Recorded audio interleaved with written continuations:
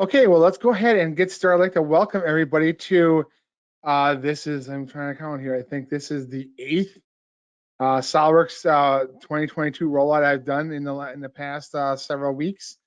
The other ones have been in person in various locations around our region, and this is the the follow-up or ending here with the online version. So I'd like to welcome everybody from wherever you are to the GSC SOLIDWORKS and 3DEXPERIENCE Works Portfolio Update for 2022.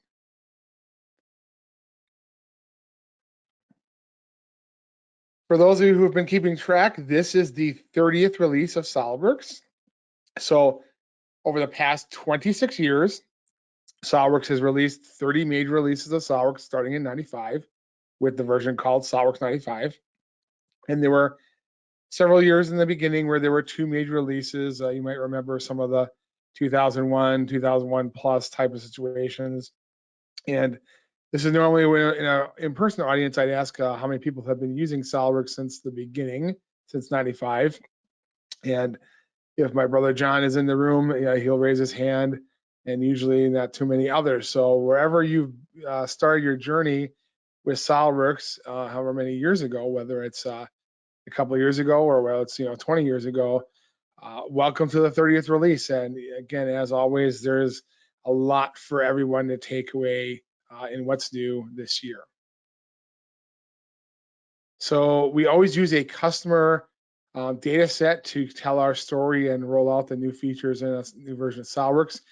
And this year, that data set is something called the NEMO. This is a new product. It is the first kind of consumer level, if you will, product or offering in the submarine arena. So this is an actual 2-person submarine from a company in the Netherlands called U-Boat Works. They've done other submarines like this before, but the NEMO is in fact something that you can buy right now. If you have about €1 million or so, you can place an order. I'm not sure how long the lead times are for it, but it was introduced at the Monaco Yacht Show just a couple, 3 weeks ago, I believe, to the public. So this was completely designed inside of SOLIDWORKS, and we're going to be using this as our kind of a test situation. This is the eighth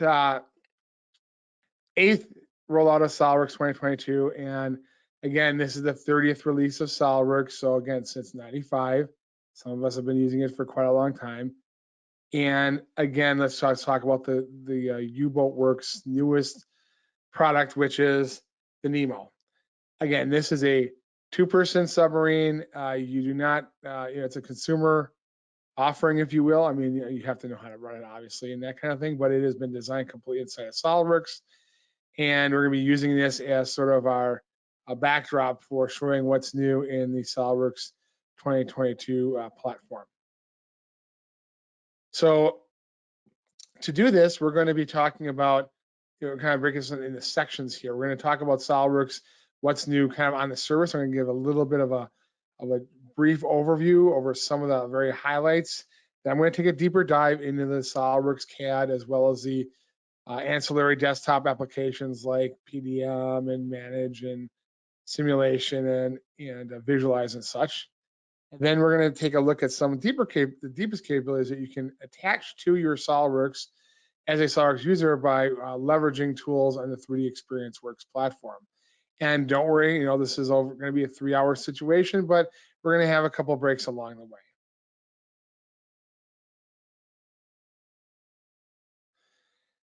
So as we look at these different sections, before we get any further though,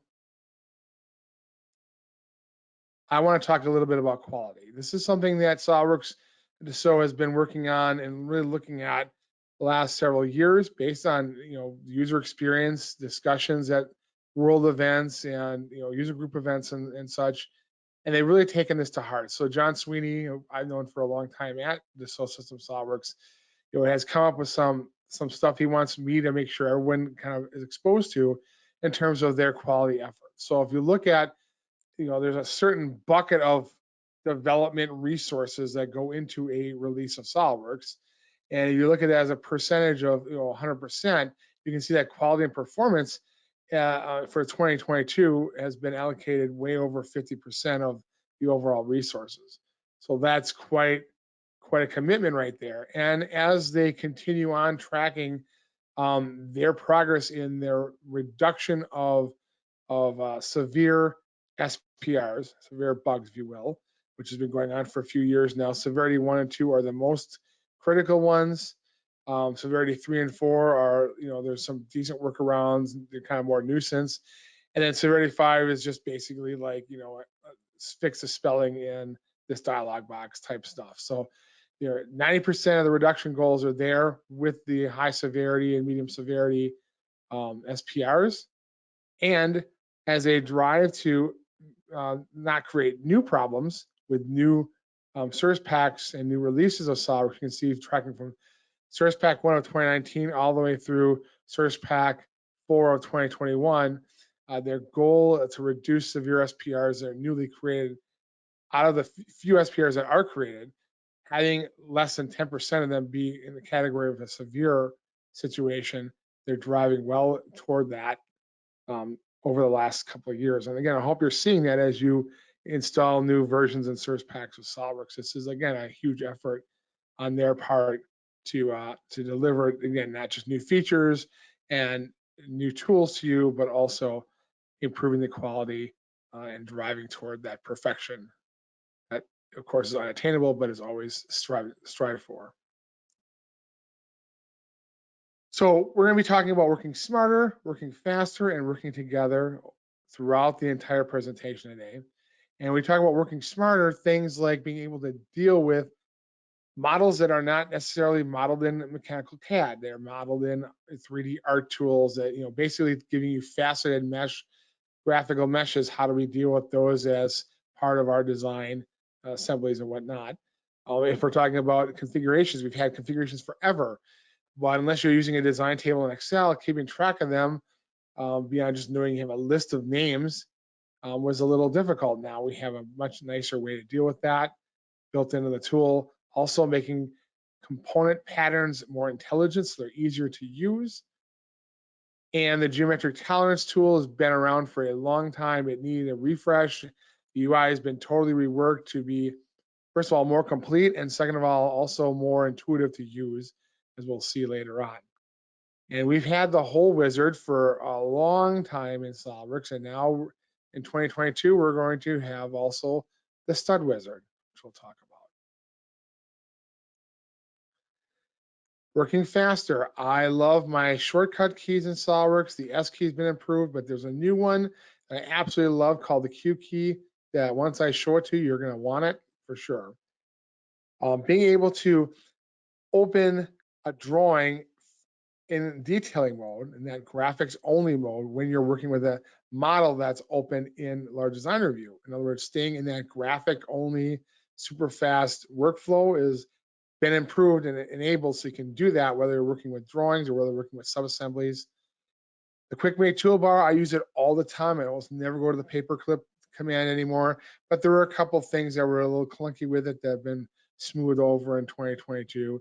And then as I talked about detailing mode, that is to me the single most important advance in SOLIDWORKS for just the greatest number of people that they've been working on and improving since its introduction a few years ago, and continuing to make that super fast drawings and being able to do all the things you need to do in that super fast detail mode. Working together means being able to get the software to the right people at the right time and being able to do the upgrades and service packs without going through a lot of bother. Working together also means being able to work with 3DEXPERIENCE platform tools such as our 3D sculpting, being able to manage our files in the platform from our SOLIDWORKS desktop along with it, being able to access the incredible power of the Simulia universe inside of the 3DEXPERIENCE platform, again, right from SOLIDWORKS. Again, everything tying back to the SOLIDWORKS desktop that we all know and love. So let's go ahead and take a deeper dive here. And before I go any further, I just want to mention that I think some of you already found the questions tab in the GoToWebinar toolbar. That's a place you can type in your questions. And some of them will be answered on the fly by some of our on-air producer help here. So Katie, for example, is monitoring this whole thing. If you have an issue, like I forgot to share my screen, please let her know in the questions, and she'll take care of that right away. For the SOLIDWORKS type questions and things, I'll get to those on the breaks and answer those as best I can. And then any other questions that I can't answer by the end of the entire presentation, I will be sure to get back to you afterwards. So just type them in as they go and we'll get to them. But if they are things like, again, SOLIDWORKS and that, I'll answer them later. But if they're things like, hey, the audio is bad or something, they'll fix it or work with you behind the scenes on that. So user experience, parts, assemblies, drawings, all the CAD stuff. We'll start with that in the deeper dive here. And then we're going to go ahead and take a break, and then we'll go through some of the what's new items in the companion applications, if you will. So again, flow sim, PDM, inspection, routing, etc. So let's get started.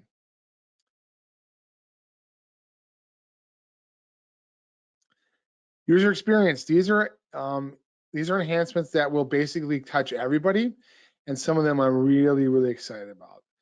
So I hope that many of you out there have been using the S key, the shortcut toolbar that pops up by your cursor when you hit the letter S on your keyboard. It's super handy. It's been around for a while. It's been enhanced in 2022 by putting the command search right on the S key dialog. So you can go ahead, search for a command like the coordinate system, find it right away. Now, also in coordinate systems in 2022, you can now specify coordinate systems with absolute global coordinates. Before you had to offset from something else, now you can make a coordinate system, X, Y, Z absolute values, and your rotation, boom, there it is. I'm gonna go ahead and make a copy of this thruster, and I'm going to make use of the Q key. The Q key will pop up the planes for whatever your cursor is hovering over. By the way, coordinate systems are more functional now. You can do planes off them, you can do sketches off of them, you can do sections off of them directly. But the Q key, again, I hover over a component, hit Q, its planes pop up. If I hover over the background, hit Q, the planes of the assembly pop up. I use the command search to customize that pop-up toolbar, and I start the mirror command. I hit the Q key in the background. That shows me the planes for the assembly, and I can easily then use that to mirror across. So the Q key is super useful. Once you start using it, you get really addicted to it. You'll see that we have little information bubbles all over the user interface, especially when it comes to dialog boxes, especially when it comes to system options and document properties. Just give you more information about what the thing is that you're looking at without having to go to the help. So you'll see that. And also, when it comes time to doing something like a pack and go, you will notice in SOLIDWORKS 2022 that we're much faster, because you notice that right away everything came up, all the relations came up, all the references came up, so it's faster that way. But I will say that the number one thing in UI is the Q key. Again, the way it works is you hover over a component, hit Q, its planes pop up. Hover over the background, hit Q, the planes of the assembly pop up. So that way you don't have to turn on all the reference geometry or go hunt for the stuff in the feature tree. You can just go ahead and visually pick them right there. Again, it's one of those things that it looks simple, but once you start using it, it's like you can't live without it. Trust me on that. It's fantastic. You're also going to notice that we did some styling updates. So again, you see more about how the information bubbles work, graphics body. What is the graphics body? Hover over, it explains to you what that is versus surface or solid body in the setting in the system option there. But again, you'll notice that we sort of visually unified all the messages that pop up and things like that, kind of clean that up as well.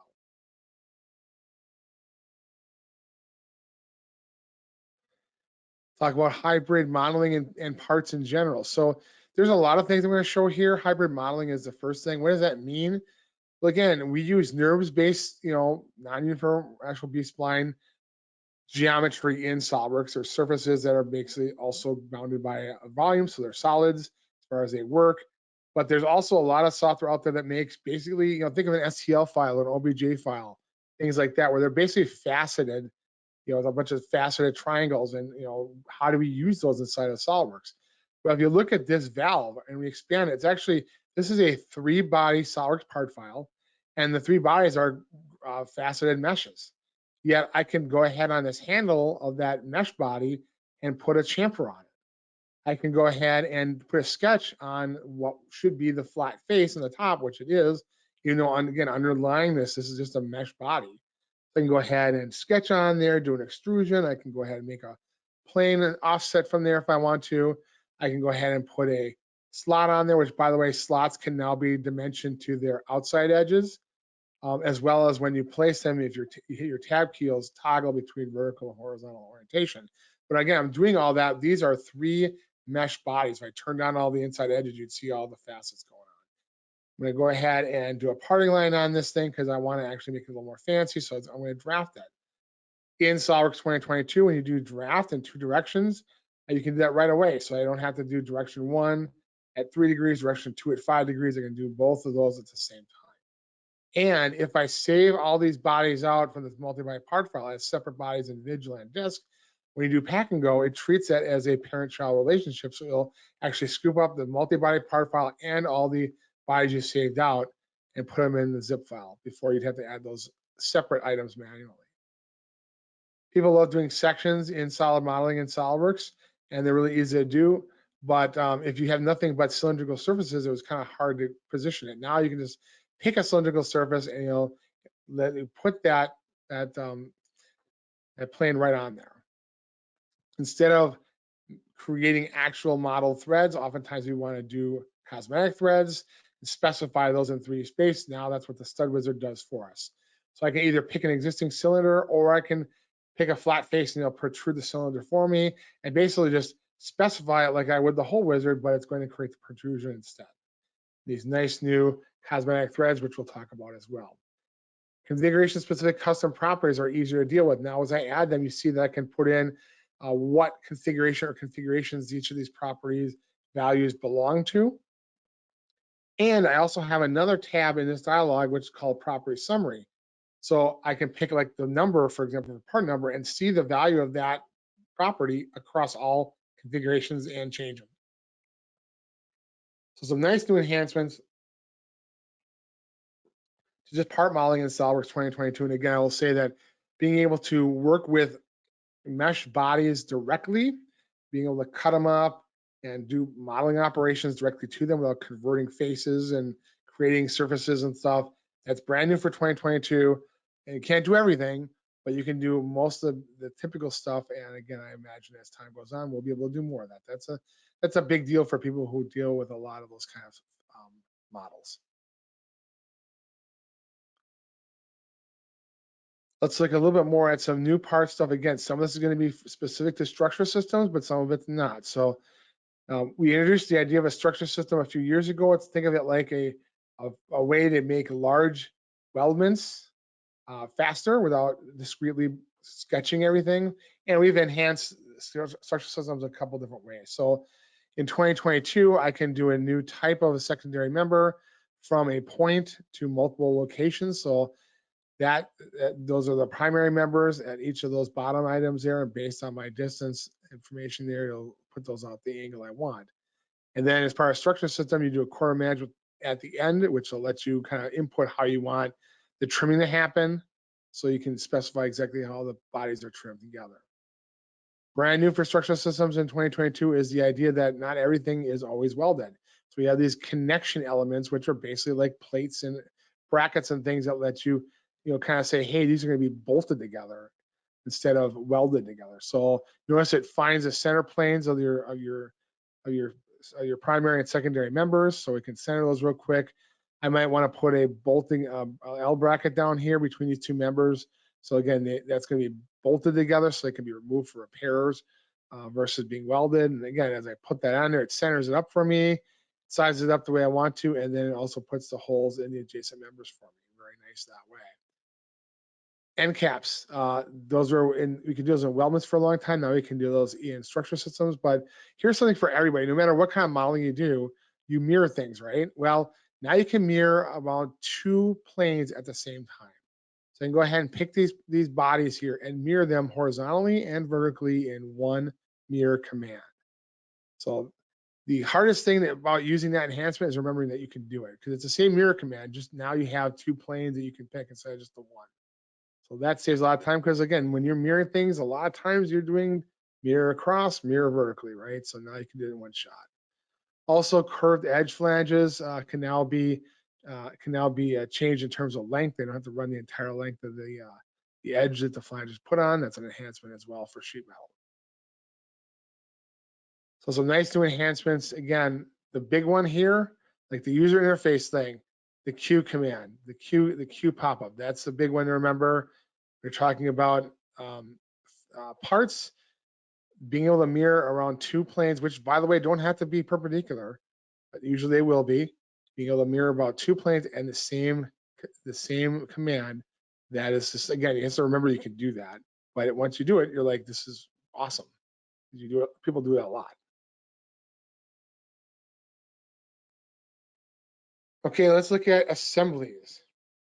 So assemblies, performance-wise, are kind of centering around the idea of staying in super fast graphics only mode, which is LDR, large design review, in the 3D world, and then also detail mode in the drawing or 2D world. So we've had those modes before, and again, this is really a big deal. If you haven't played with this, I'm going to open the entire NEMO, the full assembly, which is 6,031 parts on this laptop. And after I say okay, it's going to open up again this 6,000 plus assembly with all the mates and everything else, and it's going to open this thing up in, like, I don't know, 15 seconds, because I'm only opening the graphics.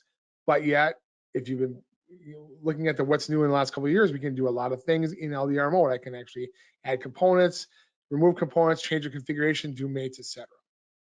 What if I want to open up the drawing of a large assembly? Well, before we'd open the drawing up in resolve mode, which would make me resolve the entire assembly and take minutes and minutes and minutes. Now, when I open up a drawing from LDR mode, it's going to open up the drawing in detail mode, which is the graphics only mode for drawings. So that's going to, again, open up the multiple views and different sheets of this 6,000 part assembly in 20 seconds. And again, just to remind you, you can edit assemblies in LDR mode, and when you're in drawings, you can edit drawings in detail mode as well. So you can add dimensions and do other things. That can be enough. There's enough information there. I can do an entire webinar on just that. And I probably will at some point.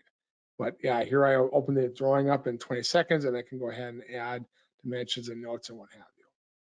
Likewise, if I have a top level assembly open in LDR mode, and I want to open up a subassembly, it's now in SOLIDWORKS 2022 going to open that up in LDR mode as well. So it's going to stay in that graphics only mode until I decide otherwise, because I do have choices. I could decide I want to open up the subassembly lightweight, or in this case, fully resolved. So it's going to basically keep you in the high performance graphics only realm for assembly models and 2D drawings until you decide you don't want to do that. So you have a choice, but it will keep you in that mode until you discreetly want to start loading more information. That is a big change, a big enhancement for people who deal with large assemblies in SOLIDWORKS 2022.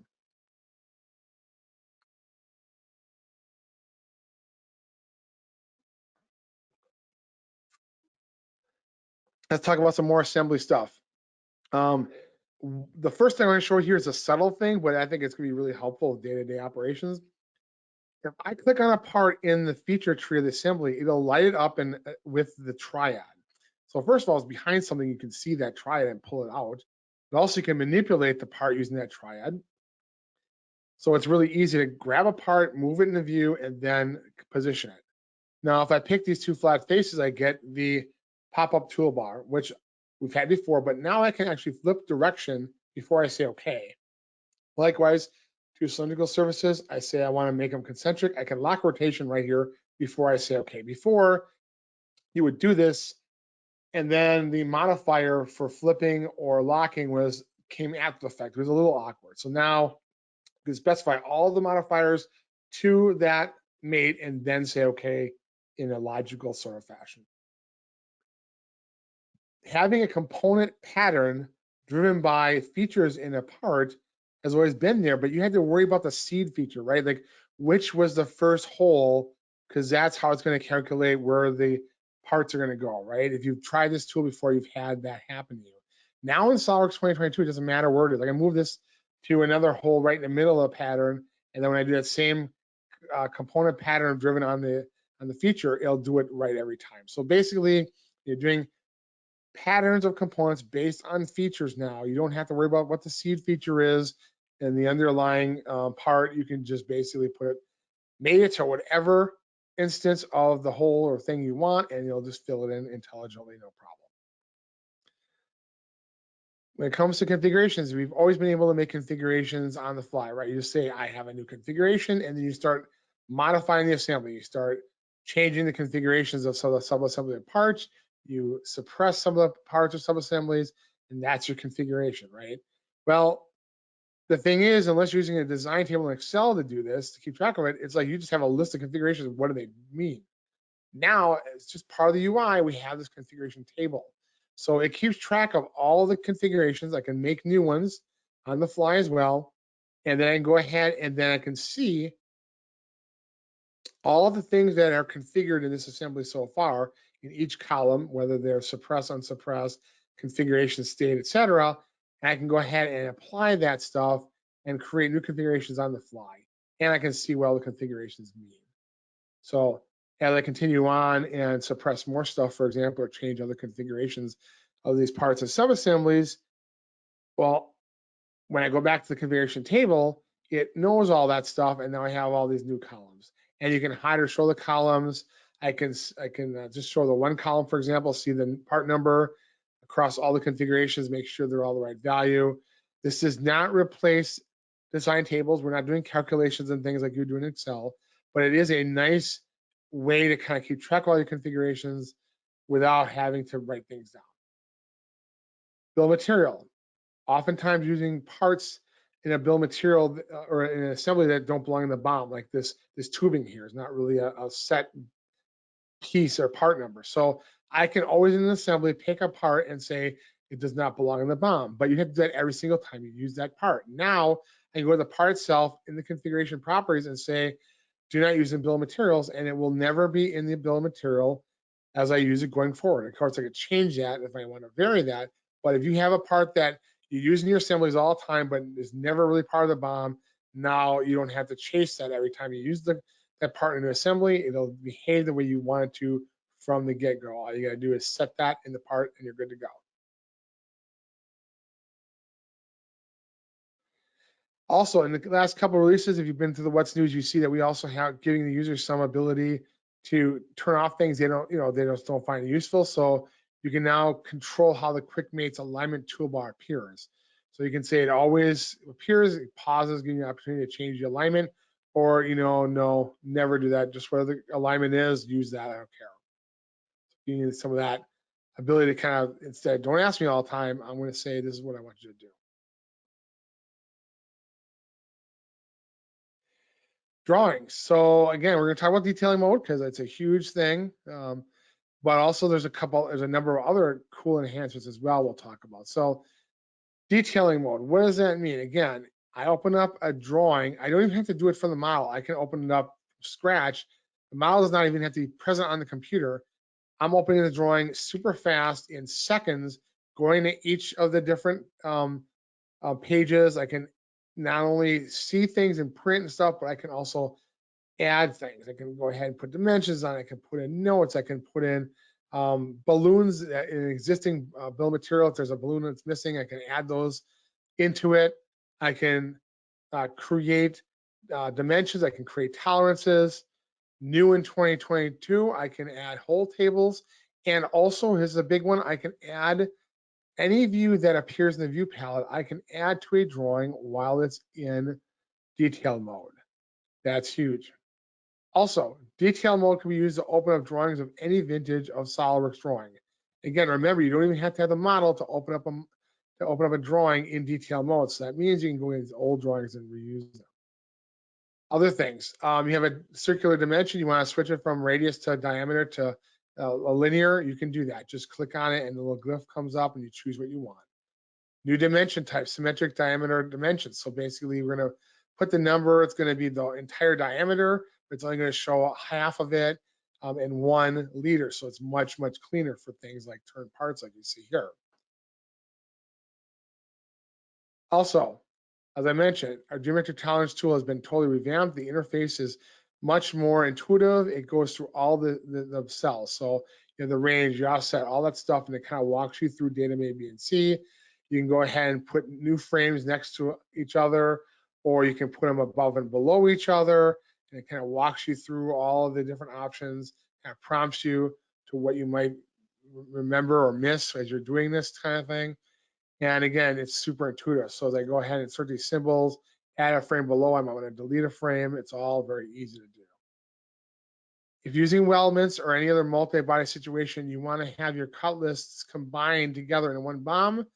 I have 3 items there. There are 3 cut lists. Now you can do that. I can do a detailed cut list on any of the BOM types. Before it was only for indented. Now I can do it for, well, parts only is what really people want. So now I can have all the bodies or all the subcomponents that are in their separate cut lists all merged together.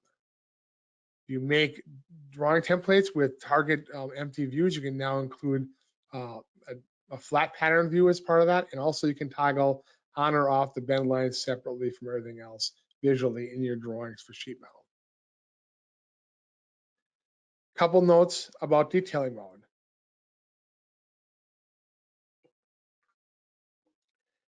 You do need to save more information than normal in a drawing to be able to do all the things you can do in detail mode. Like, as I mentioned, we can open up any SOLIDWORKS drawing of any vintage in detail mode. We can open it up and look at it and print it, that kind of stuff, like a 2001 drawing, etc. But if you want to be able to do all of the functionality, adding dimensions, adding notes, adding hole callouts, adding tolerances, adding new views now in 2022, if they're, as long as it's a view like from the view palette, or if it's a detail view, or a cut, a trim view, things like that, there needs to be more information in the drawing that we've normally kept. So there's an option to save detail mode information. That has now been moved from a system option, or is always on or always off. It's been moved now to a document property. So now you can set that option, whether you want to do that or not, on a per drawing basis. So, and why not always do that all the time? Well, it does take longer to save a drawing with detailed mode information than one that doesn't, not doing that. Now, to me, it's like, unless you're doing really, really big stuff, and even if you are, it's a one-time hit when you're saving versus all the times you're opening it. To me, it's totally worth it, but people notice that it took a little longer. So we've given you the ability to toggle that option on a per drawing basis. Okay, and also, by the way, between 2021 and 2022, we've improved the speed at which we save information in detail mode, basically roughly between 2 and 5 times faster than before. So you can kind of see what that looks like. These are different drawings, A, B, C, D, whatever. So 21, 22, and then the improvement there you can see is pretty big. So it goes from something, again, these are typically done for large drawings, like again, 6,000 part assembly type stuff and multiple sheets and whatever. Something that goes from like 18 minutes to save to 4 minutes to save, things like that. So, but again, remember, every time I open that drawing, it comes up in like 10 seconds. So, there's your decision making there. But again, this is something that's been introduced a few years ago. They've been improving it in capability and speed significantly over the last couple of years, and I don't see that stopping anytime soon. Also, if you are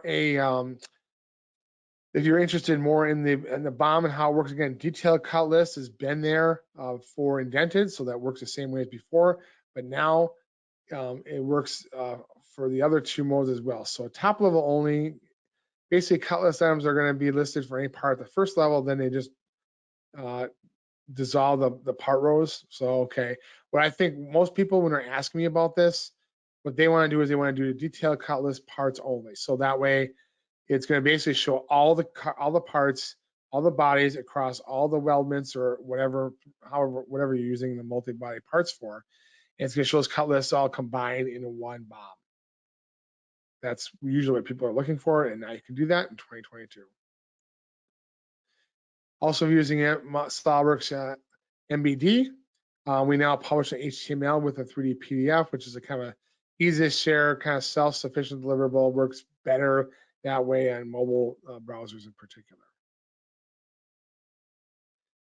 All right, now we're going to talk about importing and exporting.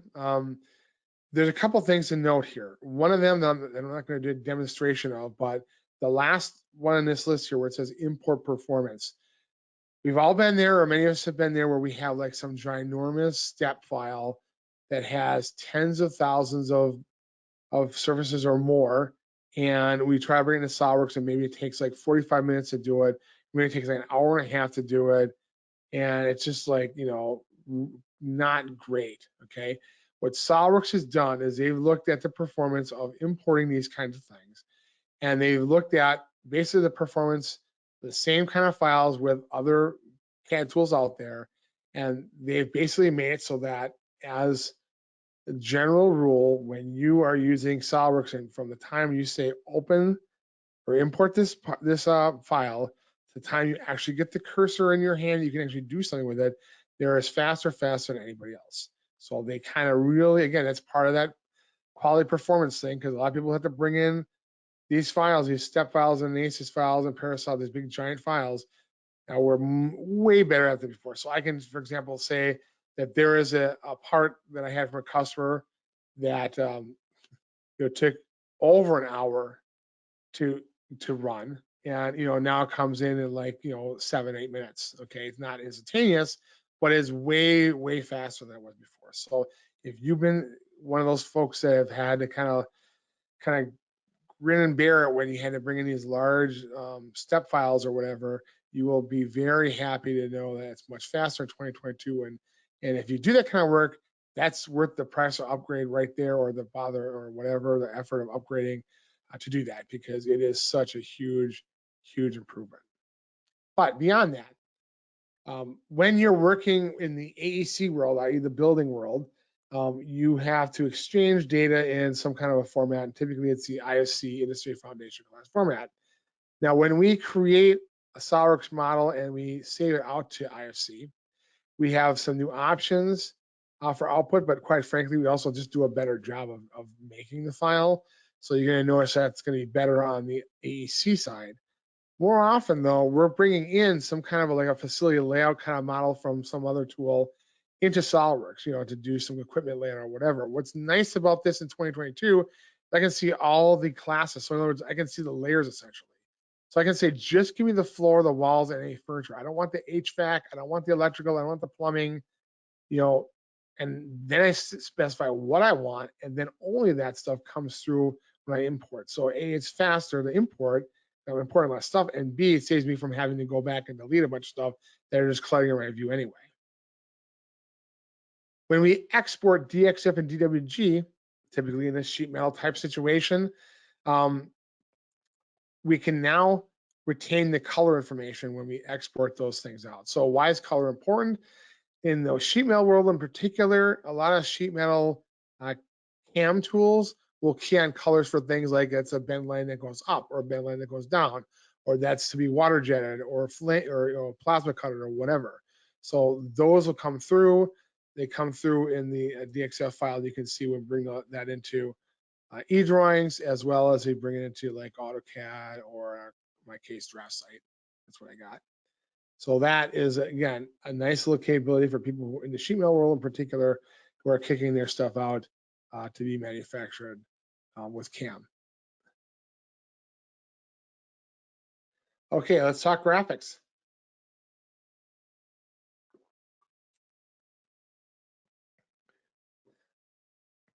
So in SOLIDWORKS models, sometimes graphics and things like colors and textures aren't just pretty to look at, but they're part of the design itself, design information, like this seat, like what color is it? Is it brown leather or what is it? So when you're opening up an assembly as lightweight, what we now do in SOLIDWORKS 2022 is if the graphics need to be updated, we detect that and we go ahead and update those for you. So before we wouldn't do that and you'd see the old graphics, now we catch that. Also, if we want to show like a texture, you can always put like a 2D kind of graphic map on there. We have a bunch built in like this neural pattern, and graphically I know it's neural. But a couple of years ago, we added the ability to do something called a 3D texture, which would actually add 3D geometry, it's mesh type geometry, to this, which is perfectly good for things like prototyping, 3D printing, that kind of thing. That tool was, as it was introduced, was a little slow, not super great at things other than simple textures. What we've done now in 2022 is revamped it so it works much faster, much better. Cosmetic thread, you've kind of noticed this already, but if I put a cosmetic thread on here, it looks much better, and it's a decal, so if this were a brass piece, it'll show the yellow through there. And the new cosmetic thread is available everywhere. So you saw the new stud wizard, you saw when I just did a manual cosmetic thread. Of course, if we use the whole wizard, that shows up as well.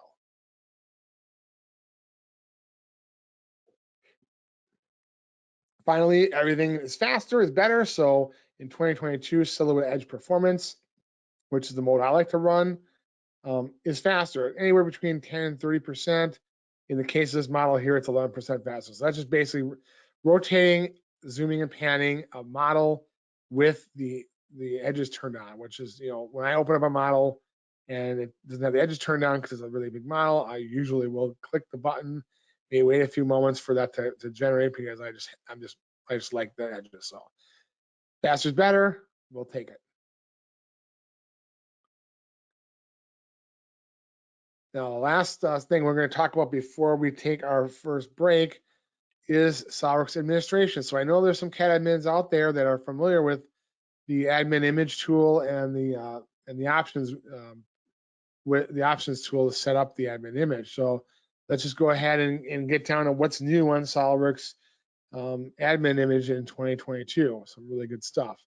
So when you install SOLIDWORKS, you can create admin image. And before it was just that was what you did. You made an admin image, said where it goes, and that's it. But now we have a new way to specify what kind of admin image we have. So before it's the standard. Now we have remote client admin image. It enables remote users to access and install the SOLIDWORKS files over the internet from DS's SOLIDWORKS download site instead of through your server. So you make the admin image, you set the options file, they go ahead and deploy it normally, but instead of the files coming from your network, they come from SOLIDWORKS. That is great for home users and remote offices and things like that. Also, the option editor now gives you unlimited subgroups. So that way you can kind of model your department and organization better. So you can have your location, your country location, the electrical and the mechanical designers, however you want to do it, to make your subgroups so that you get the right software configuration for the people in those groups based on their functions. So I'm going to say the global settings, everyone in here is just basic SOLIDWORKS. New in 2022 also, we can set up Vault View. So you can do that automatically as part of the admin image installation. But if I look at my electrical designers group, obviously they're going to want to have more than the basic stuff. They're going to want to have electrical client at least here. So I can again specify that. You'll also notice that in our option editor, we have electrical options listed below, so you can clearly see what you've chosen and all the settings related to that in a separate section. When we deploy manually or automatically, we're going to make use of those whatever subgroups and sessions you've made for yourself. So again, you can take advantage of that and install the right software to the right people at the time of your choosing. So some nice enhancements to admin image in 2022. Again, for my money, the remote client admin image is a huge improvement because again, when COVID happened, people were working from home. It's like, how do you upgrade to everyone's SOLIDWORKS when you're working remotely? Well, this is what you would do with that. So SOLIDWORKS is being very responsive in that particular case. Okay. So now we're going to take a break. But before we do that, I think my brother John Setzer, our training coordinator here, training product director, he is one of the two people that does well, there's several people that do the power hours, those 1 hour long sort of miniature training sessions that we do. Started over COVID, we continue doing it. But John has given me a couple slides with new topics that are proposed, and he wants everybody to vote on this.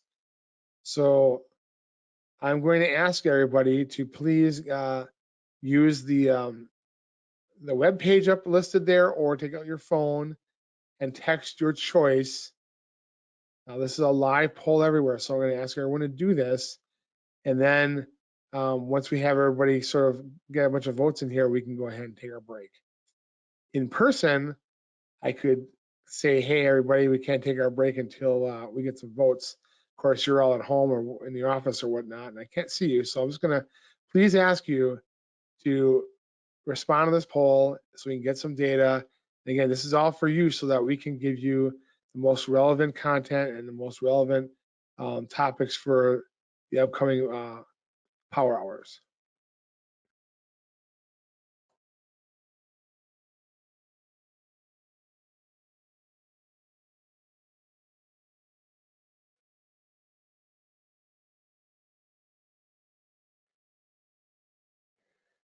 Okay, so that's one. We're gonna need more than that, folks. I think, I mean, we had like 70 something people in this thing, so you should be seeing a lot of numbers here. And I'll let it go for a little bit here. I want to please see those things moving along. And then at some point I'll freeze it up and we'll take the data to the pool. We've been doing this for all the rollouts, so everyone gets a voice across all the locations. So I'm seeing a definite preference here. Oh, there you go. There you go. Couple of votes for B there. The C is still in the lead. Oh, no. D, all right, there you go. Keep on going. In a room, I would see everyone's heads look up when they're done looking at their phones. So I know everyone in the tents is voted. In this case, I'm just going to have to keep watching for changes, and then when we don't have any changes, we'll go ahead and lock it up.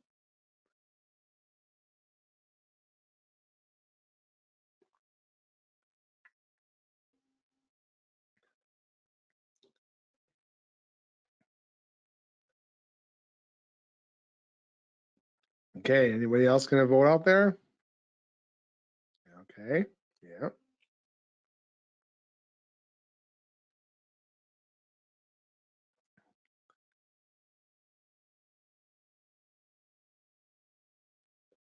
All right. Get a little bit more time here. Get those votes in. Continuing on, showing what's new in SOLIDWORKS 2022. So we've talked about SOLIDWORKS Desktop CAD earlier. We went through the user experience, parts, various aspects of assemblies as well, drawings, import, export, graphics, administration. And now we're going to talk about some of what's new items in the applications that we run alongside SOLIDWORKS or inside SOLIDWORKS in some cases.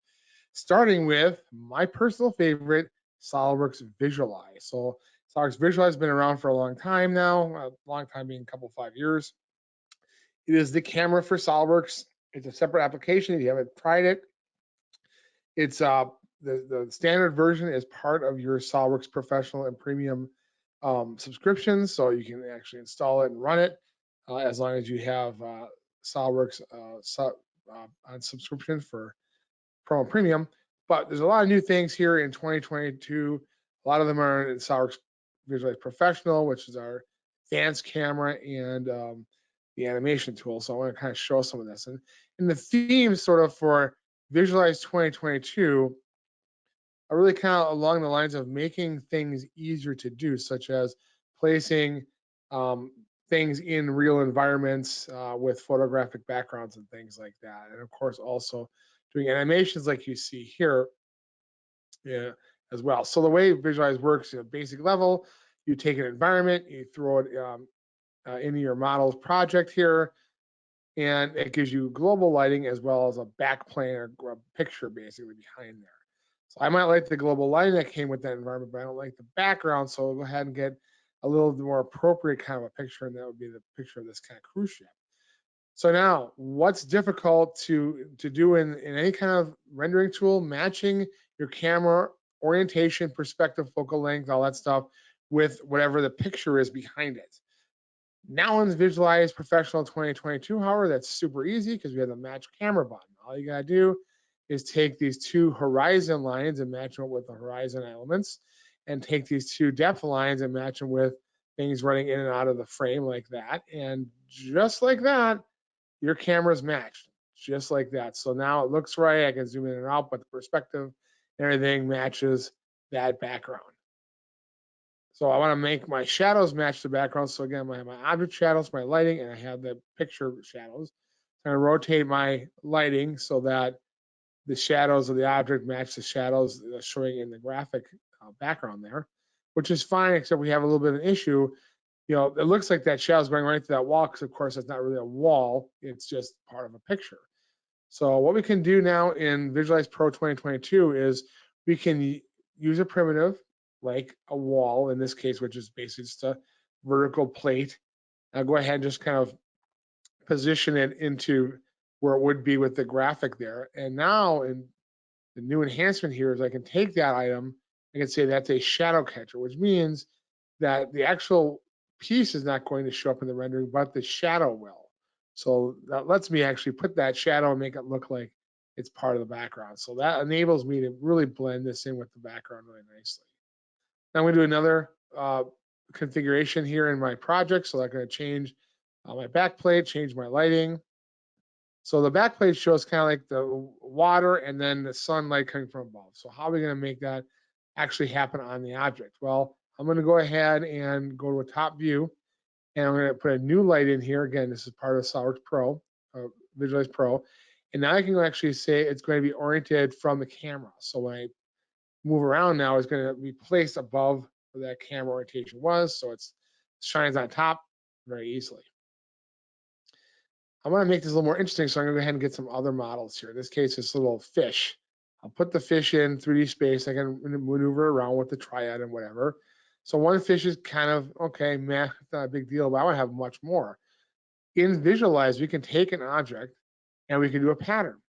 New in Visualize 2022, I can do a scatter pattern and just basically say, here's how many objects I want, like put a dozen of them, and then just basically kind of scatter them around. And now I have a nice, interesting scene set up there. The last thing, I do another configuration here in my project. I'm going to set up an animation. So we have a keyframe animator. Go ahead and we pick up the different parts of my assembly one at a time or a bunch of them in a group, you know, and do all that and move them out there in the keyframes, and then I have them all move together. Now, what's new here in 2022 is we can group these together in folders. So I can take a bunch of these elements and put them together so they all move together. And you color code these so I can see which ones differentiate themselves on a timeline. As I stagger them for their movement start and end, makes it really easy for me to get that kind of animation going. The camera can be keyframed and animated as well, which we've always been able to do, but now in Visualize Professional 2022, I can have multiple cameras all grouped together and activated separately at different times on the timeline. So if I want to switch or do jump cuts from one camera to another, I can do that. I take all three cameras and pull them together, 1, 2, and 3. And you can see in that bottom timeline, that gray area, now I have a camera, the first camera, and then I have a break, the second camera activates, and then the third camera activates. Before, to do something like that, you would have to render them all, three of them out, and then chop them up in post. Also, when we set all these rendering jobs out to be rendered fully, in the end here, we have our output viewer, which is newly revamped in 2022, which gives us all this nice information about our render jobs, and we can see the output directly even when it's a animation, we don't have to look for the file on disk to do all that. So some really great enhancements to SOLIDWORKS Visualize, especially for those using Visualize Professional in 2022. And again, the camera match and shadow catcher make it much easier for people to put their products, the renderings, in real world environments instead of always having like a gradient or abstract color background. A couple other things for Visualize people out there. We had a quarter radius sort of advanced rendering support, and we had bump maps. We could never mix the two before. Now we can have them both on at the same time. The cosmetic threads in 2022, when you have a cosmetic thread, it's imported, and then we apply a normal bump map to that automatically so that they look like they're actually, bumps, like ridges. So that looks really nice. It's automatic. And then when you bring in a motion study, an animation from SOLIDWORKS Animator into Visualize Pro, which you can do, and it'll just go ahead and create keyframes and let you, render that out nicely with Visualize. Now you can, instead of doing one at a time or one per project, you can actually bring in multiple motion studies at the same time. Okay, so we have a couple of really nice user-driven enhancements for people using SOLIDWORKS Inspection. So if you're using SOLIDWORKS Inspection standalone, okay, that's a tool that has been traditionally relying on using PDFs, imported drawings from PDF or TIFF, and then we'll do optical character recognition or OCR to bring out the dimensions and characteristics and that kind of thing. New in SOLIDWORKS Inspection Standalone 2022 is we have the ability to bring in SOLIDWORKS files. So I can bring in a number of different formats, by the way, like unigraphics and what have you. But by popular demand, we can now bring in a SOLIDWORKS native file directly, a drawing for this instance directly into the standalone inspection tool. So that's great because I don't have to kick out a PDF or anything like that. It's really easy for me to just click on all the elements in here because it's a SOLIDWORKS drawing and we understand that. We don't have to do OCR to interpret all this stuff. It's just basically that's text, that's numbers. If I pick a general profile tolerance, it's going to break it up automatically in all the different cells and of the characteristic itself. No problem there. And as I continue to add more dimensions and tolerances on here, I can use it, click on each one individually, just number them all, capsule them all, and add their characteristics to the list here.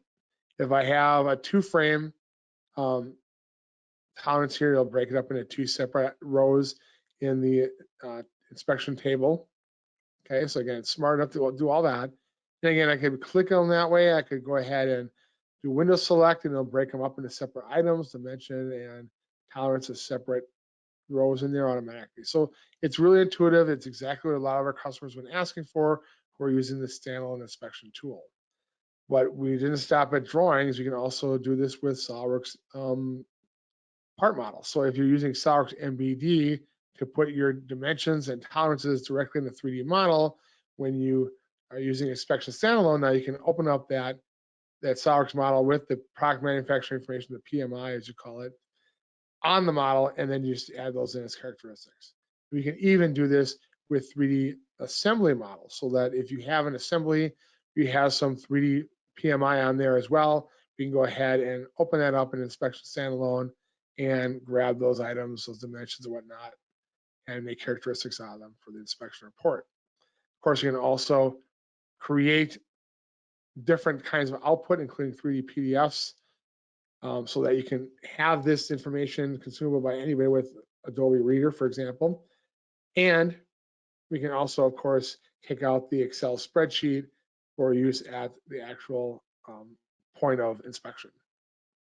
In the SOLIDWORKS add-in version of inspection, where we just balloon the drawings, kick out the Excel spreadsheet, we now have exposure to the API. So what that does, it allows people running SOLIDWORKS API programs to automate the inspection ballooning process directly through the SOLIDWORKS API. Again, asked for by a lot of our customers that have been using inspection, the integrated SOLIDWORKS version. So for people using both versions of inspection, there's some really great user-driven enhancements that people have been asking for, all of it delivered in SOLIDWORKS Inspection 2022.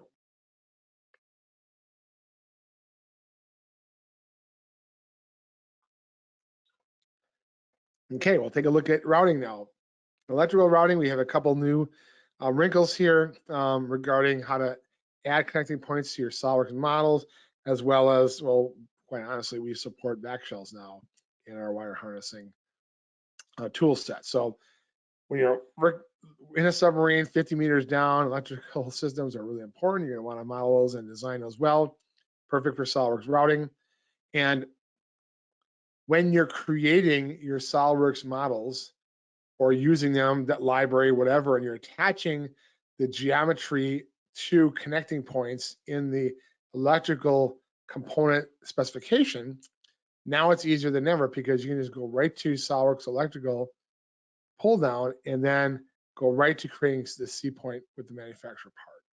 Before, you had to go into the wizard for routing and tubing, which was a kind of a circumspect kind of way to get there. Now it's direct. So you basically pick your electrical 2D component information, and they'll tell you how many wires, connectors you need, and then basically you just click on points or circular edges, and it'll create those points and map them in there. And why is that important? Because it's got to match up in the electrical routing side in 3D. So adding those C points is really easy, as well as just going in and editing them, looking at what you already have. It's the same location.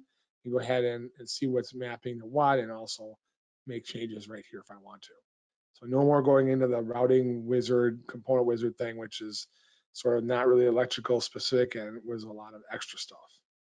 Also, back shells, strain relief, things like that. Those are things you have in real life in your models. Now we actually accommodate those as part of the electrical route.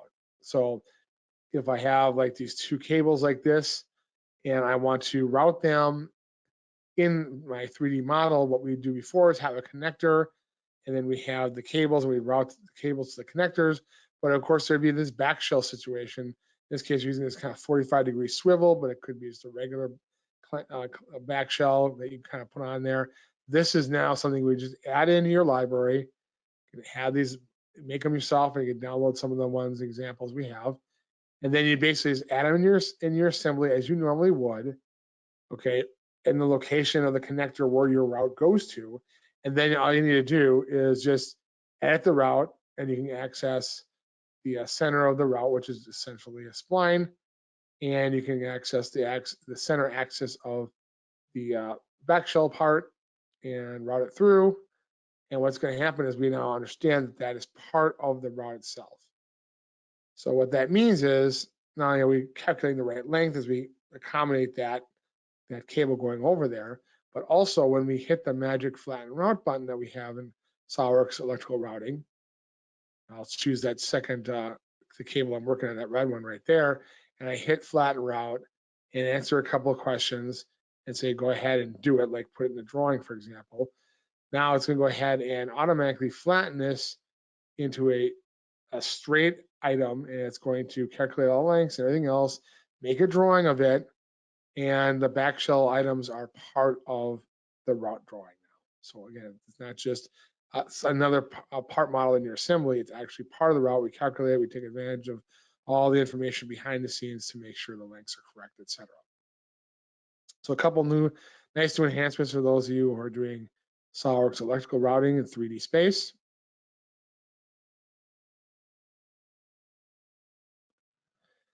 And one other thing I'm just going to note here, we've improved kind of the radius, the bend radius for harnesses and cables when you're creating a route. So before you get this kind of like on the green side, you see that it sort of like inverts itself.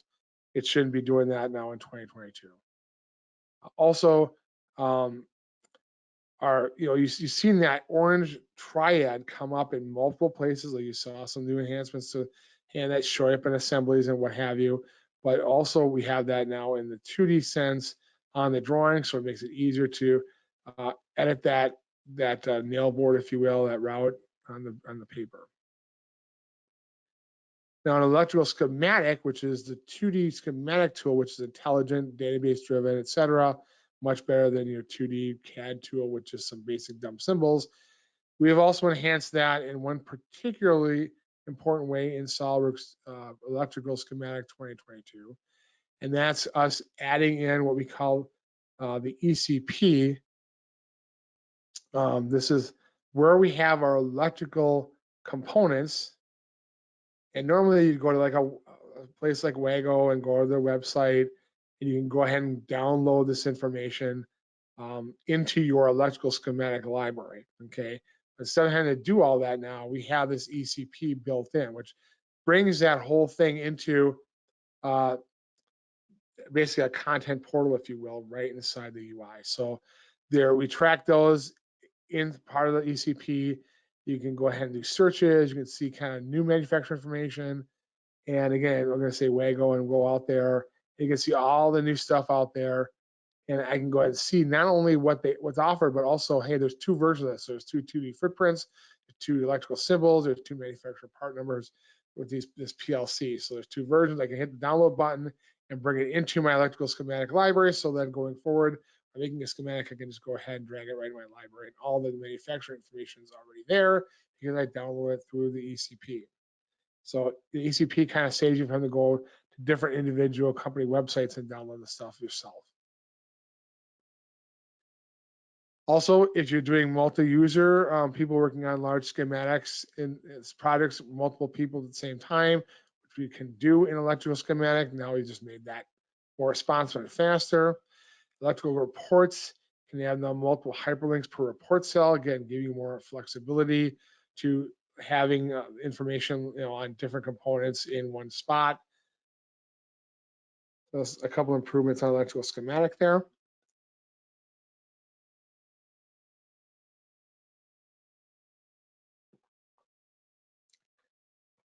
And now take a look at some simulation related stuff, starting with SOLIDWORKS simulation itself. So kind of the thing in 2022 for simulation is making things faster. So when we're talking about making things faster, it kind of goes two ways. One of it, make it easier, less stuff to calculate in sim. The other thing is to just make the calculations go faster. So if we look at the underlying structure of the NEMO here, I mean, that's a lot of welded pieces put together. It's a lot of different bodies with those contacts. And when you have a situation like that in 2022, it's 27% faster than it was last year. So just basically having it faster, that's good, right? So that's one way to do it. Another way to do it is make it less information to calculate. So if we look at this hatch here, I need 500 newtons of clamping force on this hatch, spread over those three clamping fingers there to make sure this thing doesn't leak. And most people can get 16.5 pound-feet of torque on a wheel. So that's our parameter. I'm going to take advantage of cyclic symmetry to chop this in 1/3. So only working with 1/3. That's not new. What is new is replacing connecting rods with a new virtual connector. We've had a couple of these introduced before. Now we have a new kind of virtual connector called a linkage rod. Basically, you pick cylindrical faces or vertices to connect the ends, and then you specify what those ends do, whether they're rigid or a hinge or they're a ball joint. So I'm just going to go ahead and say that cylindrical face there, that's a ball joint at that point. And this cylindrical face there, that's also a ball joint. I get some parameters in terms of, is it rectangular, is it a circle or whatever? Is it solid, is it hollow? We have a solid 1 centimeter bar there, basically. And then as I do the mesh here, we're going to do the blended curvature based mesh as our default mesh tool. It's much more accurate. And now in 2022, you can take your mesh controls below the finest or the coarsest settings in the BCB as you wish. So let's go ahead. I have a little surface down there I've broken out to make sure I can get a nice, tight, high density mesh in that area because that's where I really want to concentrate. And I'll go ahead and put a torque on there. Again, 16.5 pound-feet. Well, we're going to do 1/3 of that. So let's grab the surface and put in our value there. And then the direction we're going to go. And that's it. So we set up our study. Let's go ahead and run it and see the results. So you'll notice here in our virtual linkage rod, we do get all the information about it, like the shear force and the bending moment, things like that. It's part of the calculation, so we know that. What I really am interested in is the reaction force of that little section over there, where the finger, the clamp contacts that part of the surface there. So let's go ahead and take a look at that and see if we get our 500 newtons. Well, no, we're falling short there. So I don't want to increase the torque. I'm going to leave that at 16.5. But what I am going to do is I'm going to change the geometry through a nice convenient configuration of that bracket, throwing out the pivot a little further out, give me some more mechanical advantage. And then we go ahead and rerun the study, take a look at that force. Okay, now we're over 600 now, triple that. It's 663, yeah. So we're really good there. So being able to calculate things, in some cases just the solvers faster, in some cases we're replacing the need to do meshes on things like linkage rods or something that's a good approximation of those tools. And also, again, being able to use that blended curvature mesh anytime you need to now, because the limitation of how fine or how coarse you can set your mesh controls has been sort of lifted, so that it's really the most appropriate mesh to use in most cases. Now we also have a couple other things that we've enhanced here too. If you're going to be using a frequency, a buckling, or a nonlinear study in Simulation Desktop 2022, we are going to suggest a solver for you, and it's going to be based on the study that you're doing, the study type you're doing, as well as the geometry that you have involved in the study. So, most people, as they're casual users of simulation, they're not exactly sure which solver they use. They kind of tend to use the same one all the time. So what we're going to do is we're going to say, okay, we're going to automatically set that for you. You always have the control to change it to something else. We're just going to make the suggestion that this is the one you should use in this particular case. And if you're a casual user and you're not really sure, you can just go with it. But if you're someone who's like, no, I want to use this other solver for XYZ reason, go ahead. You have that ability. No one's taking that away from you whatsoever. Just make it easier for casual users to get a better result.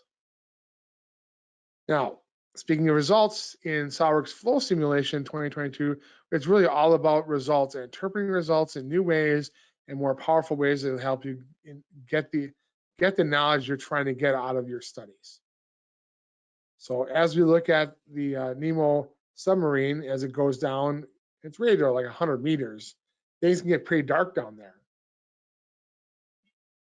So we have these high intensity lamps that we've created, and they're built up of 6 LEDs. And these LEDs have different power levels. So you can do 2, 3, and 4 watt power, depending on how much juice you want to put through your batteries, depending on how dark it is. So we're going to do a transit study where we basically ramp it up and down. We go from 4 to 3 to 2 and back up. You see those values of how warm it gets based on the water temperature around it. So when I do that and I do a transit study, we do have a nice tool called the Transit Explorer.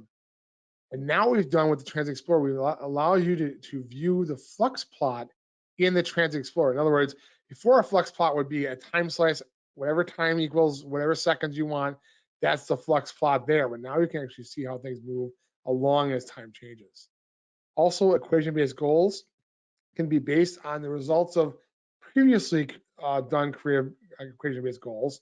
So I take all of the equation-based goals from all of the different lamps and LEDs and add them together and plot them together in that plot there.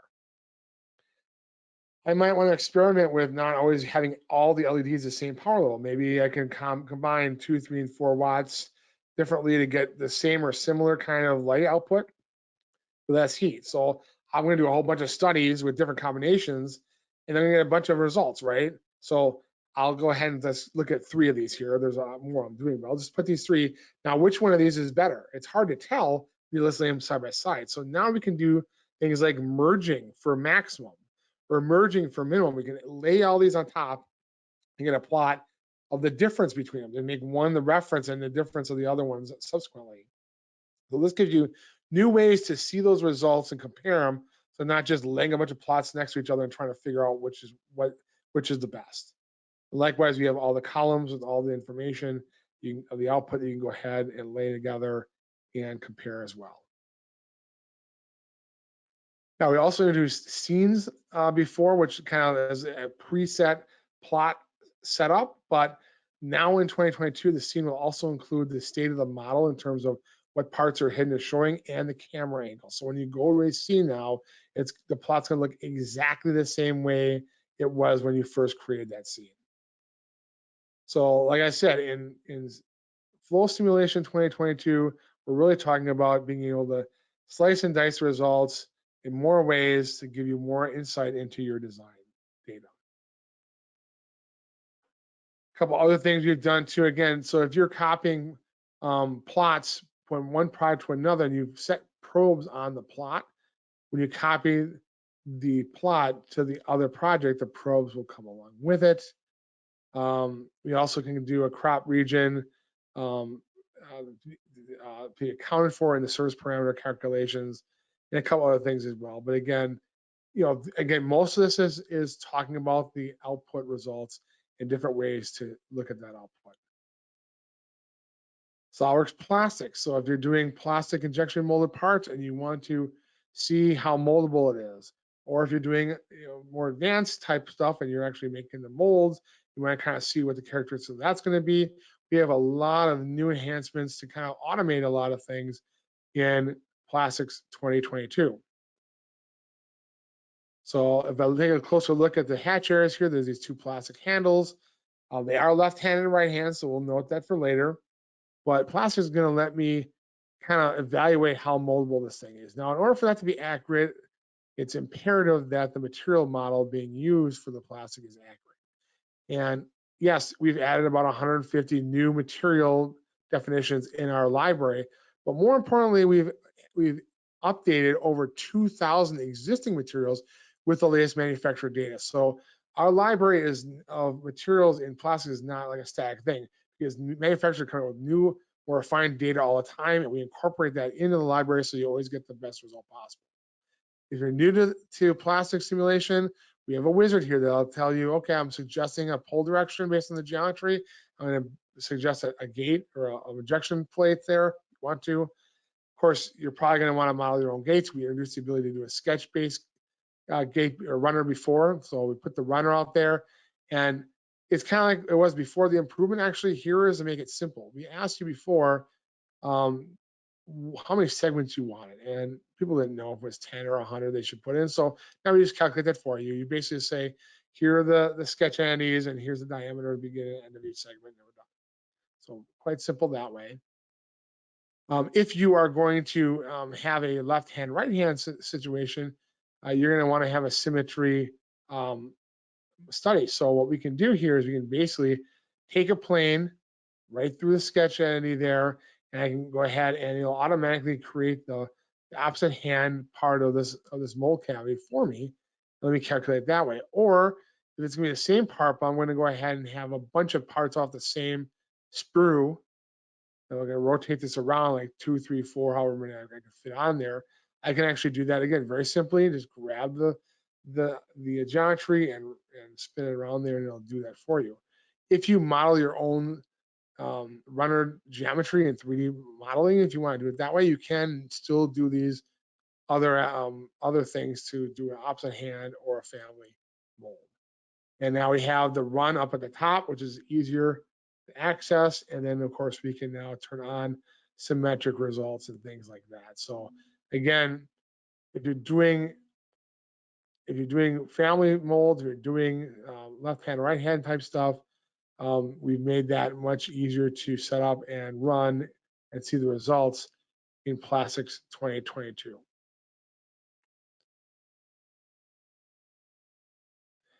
Also, some of the solvers are faster. Faster is better, right? So great, thank you for that. And now Plastics supports high-res monitors. I think that was the only tool we had that was still not able to take advantage of that. So that's done. Okay. Look at time, we're doing good. Okay, so let's move on to kind of from simulation and move into a little bit of data management. So PDM, probably the most interest we've had in any desktop application adjacent to SOLIDWORKS in the last 5 years has been PDM. Data management, keeping track of things, working together, etc. PDM is great for that. PDM Professional, of course, is the top dog there. And we've had a number of enhancements in 2022 for both users and administrators as well. So if you're a PDM user, you will recognize that not only have the interface inside SOLIDWORKS, but also the Windows-based interface. And what we have done now is we've made that your little info card a live item, so you can actually see your information and you can actually put in your status if you want to, kind of like a Slack or Teams thing if you like. Hover over somebody else, you'll see their status and their information as well. In terms of the Windows viewer here, you get the thumbnail graphic and you click in the background if you're new to do that, and you get the e-drawings. Well, now we actually have a button so people know that that's there and that's a capability. So new casual users can use that. And our e-drawings interface in PDM here now is, of course, you're seeing it right here. It's the full desktop experience. So I can do all the different measuring that I can do in desktop. I can do all the things like looking at the tree and doing the cross highlighting and that kind of stuff. So basically, e-drawings desktop is now, the whole interface is there in the PDM interface. Now, if you're used to using PDM, you're used to taking advantage of the incredible search options that you have. And now in SOLIDWORKS PDM Professional 2022, we have incorporated ExaLead. So if you have the ExaLead one-part software on your system, you have that at your company, you can now search through ExaLead directly as a PDM search. So one of the cool things about ExaLead is you have this 3D similarity where it understands how things in 3D space look differently or look similar. So you actually find these parts based on their sort of 3D geometry, if you will. Find the one I want just that way, and then open it up in SOLIDWORKS. Of course, then I can just do my SOLIDWORKS magic and made it on there, incorporate my design, and continue on working. Also, I can say open drawing anytime I want to, and it will open the drawing no matter what the title of the file is or where it's located, because we have a database. We don't need to worry about that stuff. So I can be anywhere. I can be in the regular PDM SOLIDWORKS interface, pick a component, right click and say open the drawing from that. It'll just do it. So that's a great enhancement for users. Now on the admin side, we've put the groups and users together in the same node, so it's easier to kind of going back and forth with the tree, working this stuff. Also, to get Windows information through Active Directory, we now bring it all in. It's all coming in. So all the information, the metadata, essentially the properties of a user, their user profile picture, all comes in from Active Directory. Same thing with groups. I can bring in groups from Active Directory. You can mercifully change the names inside of here, so you can give stuck with the Windows AD name, you can make them whatever group name you want. We also have visibility into if a drawing is saved in a detailing mode. So I can actually have that as part of a evaluation of whether something can move along a workflow, or I can just have it as a variable on a data card so people, it's basically on or off. So it will know, is it saved in detail mode or not? So you have visibility there. The web client or the web interface to PDM has been enhanced. So the Web 2. One thing is that we can now not just view SOLIDWORKS 3D models in the web tool, but also things like step files and whatnot, because they may be part of your design.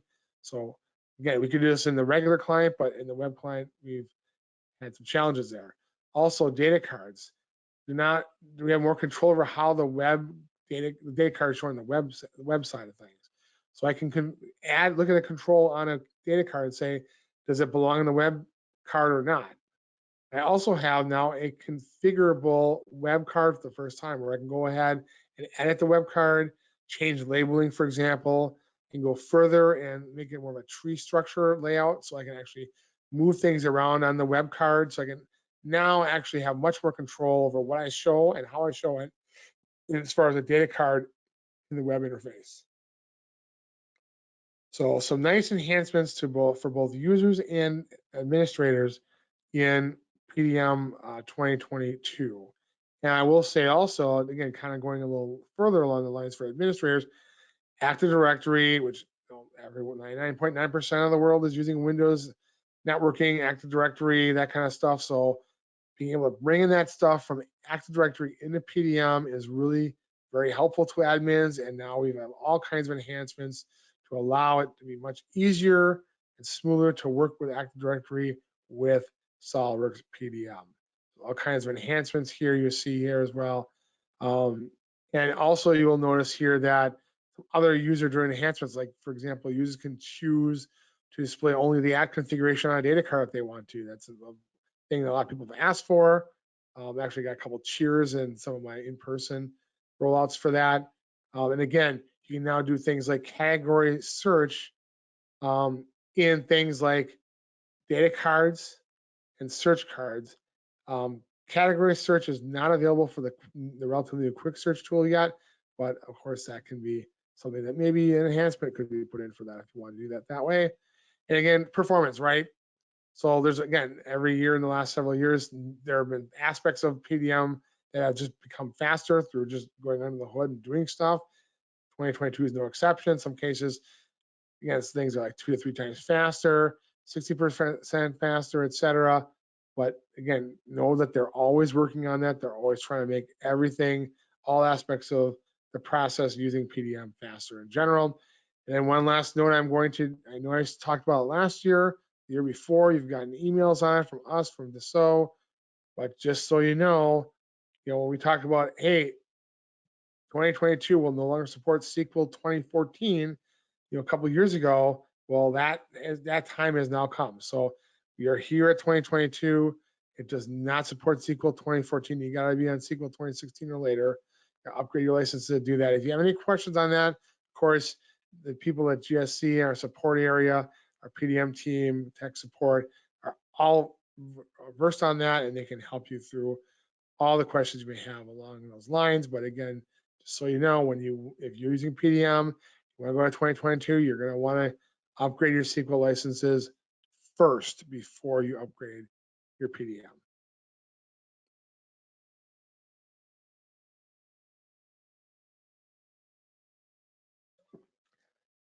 Okay, so we've been using SOLIDWORKS PDM Pro for quite a bit to do managing our SOLIDWORKS data, our product data itself, but there's more to it than that when you're talking about overall. So instead of going to a full kind of PLM, there's a lot of people that want to just be able to do projects and manage resources and things like that, which is what SOLIDWORKS Manage does. SOLIDWORKS Manage sits on top of SOLIDWORKS PDM Professional. It gives you a number of capabilities beyond just managing files. And there are a number of enhancements that our customers at GSC actually have driven, because we have a couple customers that are relatively large customers that have gone into Manage, and they have a lot of input. Manage is relatively new. So for example, our notifications in Manage are now HTML based like they are in PDM Pro. So that way you can put hyperlinks and better formatting. I click on that hyperlink and I look at Manage through the web interface, because again, it has a web interface as well. The idea here is we're looking at components that are outsourced, and we want to be able to see what the status of the manufacturer is. So we can now do filters in Manage. You can save these filters and use them among multiple users if you want to. Here are the outsourced components here. When I want to share bomb out of Manage, it can do that now through an email or a link situation, and I can allow editing of columns as well. So I can choose which columns they can edit. In this case, the supplier. I want to say, hey, who are we getting this from now? And someone can go in using just the web interface and change that information in Manage and update all the information about those suppliers for the bomb shared on a web page through Manage. Dashboards are a part and parcel of using Manage. This is where I can see all my tasks, see my planning, my Gantt charts, all that kind of stuff. And when you look at tasks, one little thing that we couldn't do is mark a task uncompleted. So we complete a task, but sometimes in real life, it's like, well, it was complete, but now it's not really. So now you can uncomplete it and put it back into something where something's got to be done. On the SOLIDWORKS, I'm inside of SOLIDWORKS now. As a Manage user, I can now see not only my tasks, but I can filter out any tasks that are only related to SOLIDWORKS files. And again, you can do these things like look at the task board, move things around, save changes and information to these different things. And as I look at these tasks, I can also look at the structure of the bomb. And inside of Manage, you can create BOMs in many different ways. It doesn't have to be just the SOLIDWORKS information. It can be, you add your own information in the Manage side. So as a SOLIDWORKS user, I might be interested in knowing if there have been any parts added to the BOM in Manage that are actually physically in my assembly file, which we have too. So I can actually find those. And what's really cool is I can drag and drop them right from Manage into my assembly, made them up. And every time I do that, it'll turn those things orange, so I know that they've been actually added to the SOLIDWORKS assembly, so I can take them out of the manually added part of my BOM there.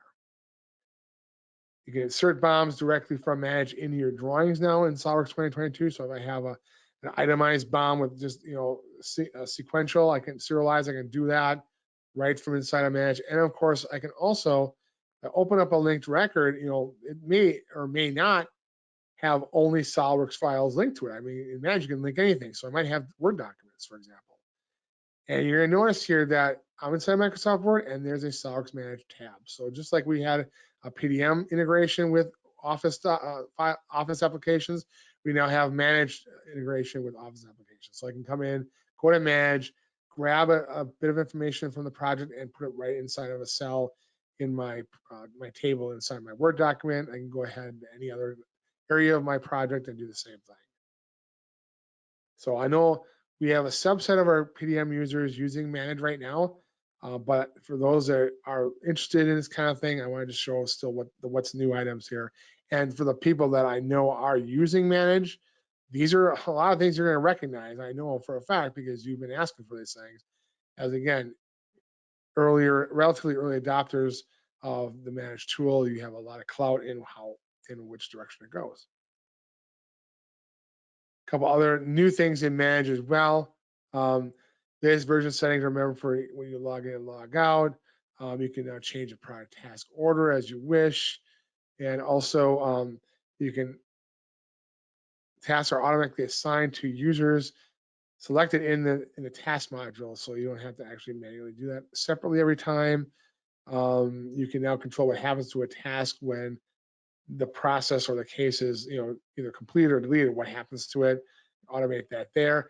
And on the admin side, again, a bunch of new admin stuff like enabling or disabling remember a password, or log in automatically, stuff like that.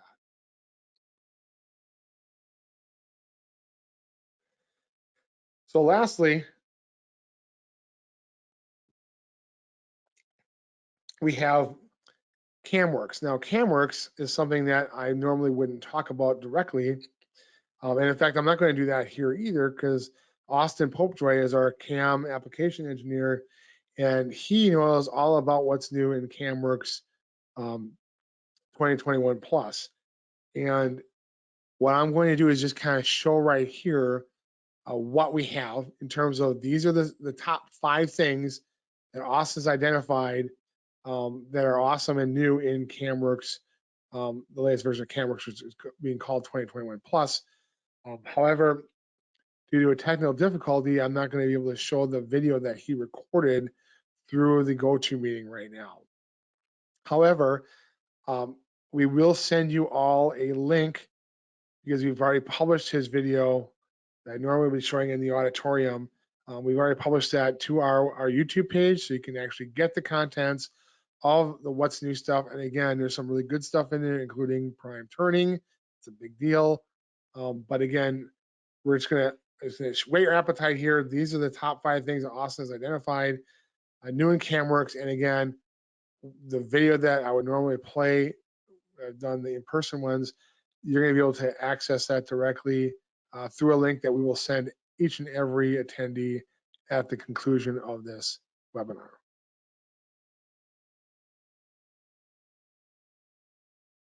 So with that, we've now taken a deeper dive and gone through about our second hour here of our presentation.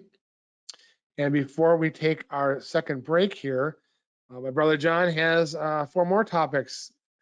This is the last time we're going to ask you. We only had these 2 slides, but we do have 4 other topics, and he'd like you all to vote on which one they should do for sure first, and etc. So please get your Poll EV, get your phones out, or go to the website And please start voting so we can determine what direction we should take for our next Power Hour topics.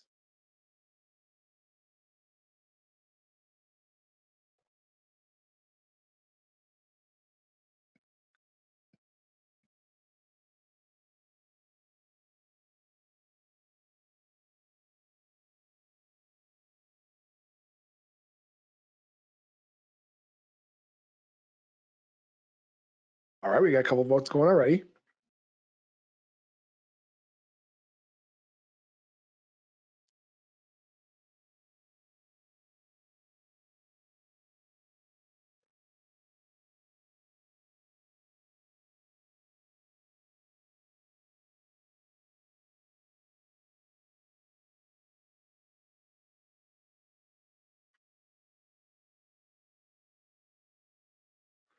All right, let's keep those votes coming in, please.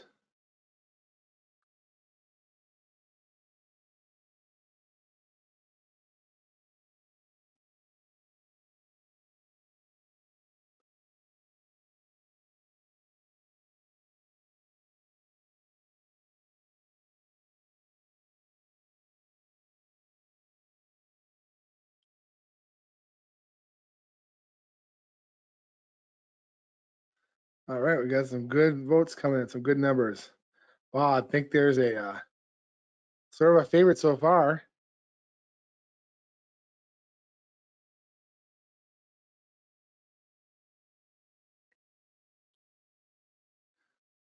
All right, any other votes coming? Oh, yeah, we got some more. Okay, keep going.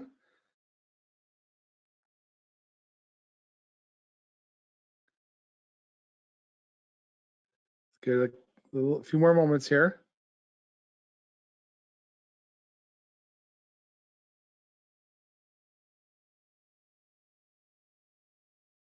All right. Oh, okay. People can't make their mind up about B, I guess. Oh, there you go. Oh. Okay. I'll wait a little bit longer because we still got some rolling in here. My brother has assured me he is not voting, so he has. Well, he might have some thoughts on what his favorites would be. He is not influencing this in any way. All right, I think we've got pretty much all the votes that are going to come in. So thank you all very much. Looks like Blocks and Drawings is the favorite this time. We've talked about SOLIDWORKS 2022 on the surface and taking a deeper dive into the SOLIDWORKS 2022 desktop CAD as well as the ancillary applications. And now we're going to go ahead and take a look at some of the deepest capabilities available with apps and roles available to us on the 3DEXPERIENCE Works platform, which is 3DEXPERIENCE Works is a curated sort of subset of all the things that are on the 3DEXPERIENCE platform, which from the SO is a galaxy of things you can do. But these are things that we think are really well suited for SOLIDWORKS users, and therefore we kind of group them together as 3DEXPERIENCE Works. When we talk about cloud-based sculpting, a little data management in the cloud, and also we're going to talk about simulation without any kind of limit, really at all. It's pretty fantastic what we can do with the simulation on 3DX. So let's go ahead and get started by looking at cloud-based sculpting.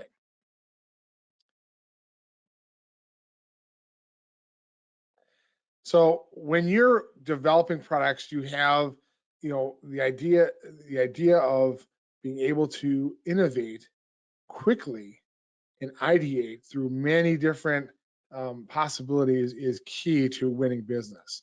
And it kind of goes through three kind of aspects, right? You have to be able to be creative in your design. You have to be able to share and work with the rest of the organization, and you have to be able to make your designs and your changes quickly. So with CAD, the traditional SOLIDWORKS type CAD, there's all kinds of creative options and it works well with other parts of the business, but it's not always quick to make changes, especially when you're doing conceptual design. So instead of having to worry about not being able to do things quickly instead of having to worry about somebody needing to be a total brain when it comes to surface modeling and all the nuances and aspects that go along with that sort of discipline of CAD. And instead of being able to, instead of not being able to work well with other tools and processes in your organization, we're proposing that there is a fun, easy, and super flexible tool that can solve those issues at that stage of the design process. And this is what we're calling cloud-based sculpting. It is an application or an app inside of a role called 3D Creator in the 3DEXPERIENCE platform. So we're going to be talking about conceptualizing in 3D really quickly, how we work with SOLIDWORKS, and then the desktop SOLIDWORKS we all use, and then what we can take, how far we can take things in the cloud-based modeling application. So we're gonna have a couple of fictitious people in our fictitious company. So we have Dan, who is the industrial designer, and Don, who is a mechanical designer, and they're gonna be working together on the NEMO submarine design. So we're gonna start out with Dan. He is the conceptual designer. He's using the cloud-based tool, and that means he can run on anything with a browser, including his trusty MacBook Pro. So that's what he's doing.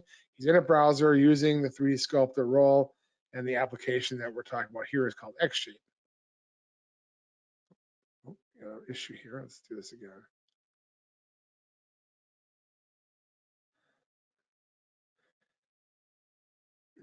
So he has a SOLIDWORKS model that has been uploaded to the 3DEXPERIENCE platform, and he can see the SOLIDWORKS sub-assemblies and parts. You can see them in the tree there, and he can use those to reference when he's designing his overall concept of the NEMO body.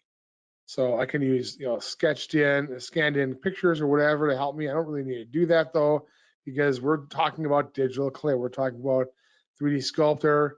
We're talking about the X-Shape application. It basically is just throw a piece of clay out there in a general shape like a box and place it in screen. Now we're talking about these subdivisions. This is like having control points in a style spline. So the more subdivisions you have, the more control you have locally, but the harder it is to control things globally. So typically, like in working with splines, you have fewer subdivisions and then you add them where you need them as you need them.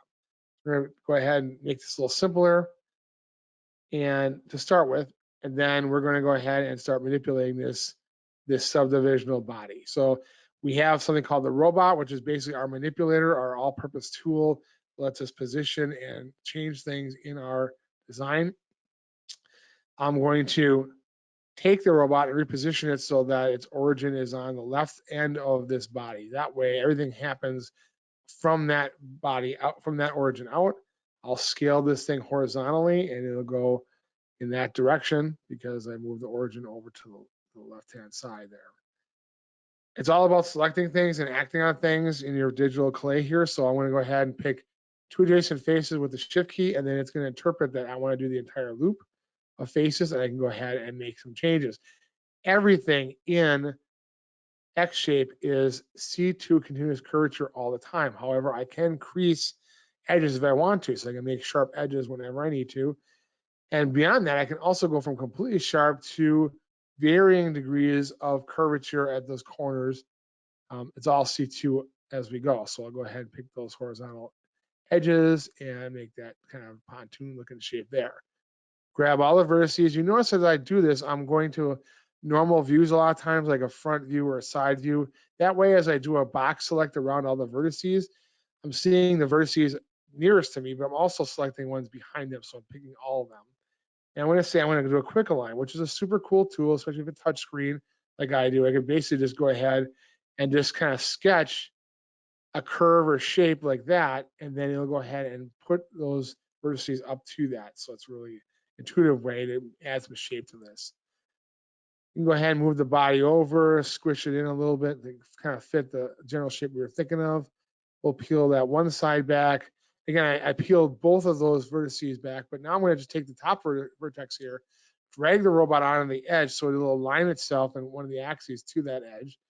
So I can go ahead and just take that single vertex and drag it up along that edge. You can use a ruler if you like, but really we're talking about visual here. Move that up and tilt it like so.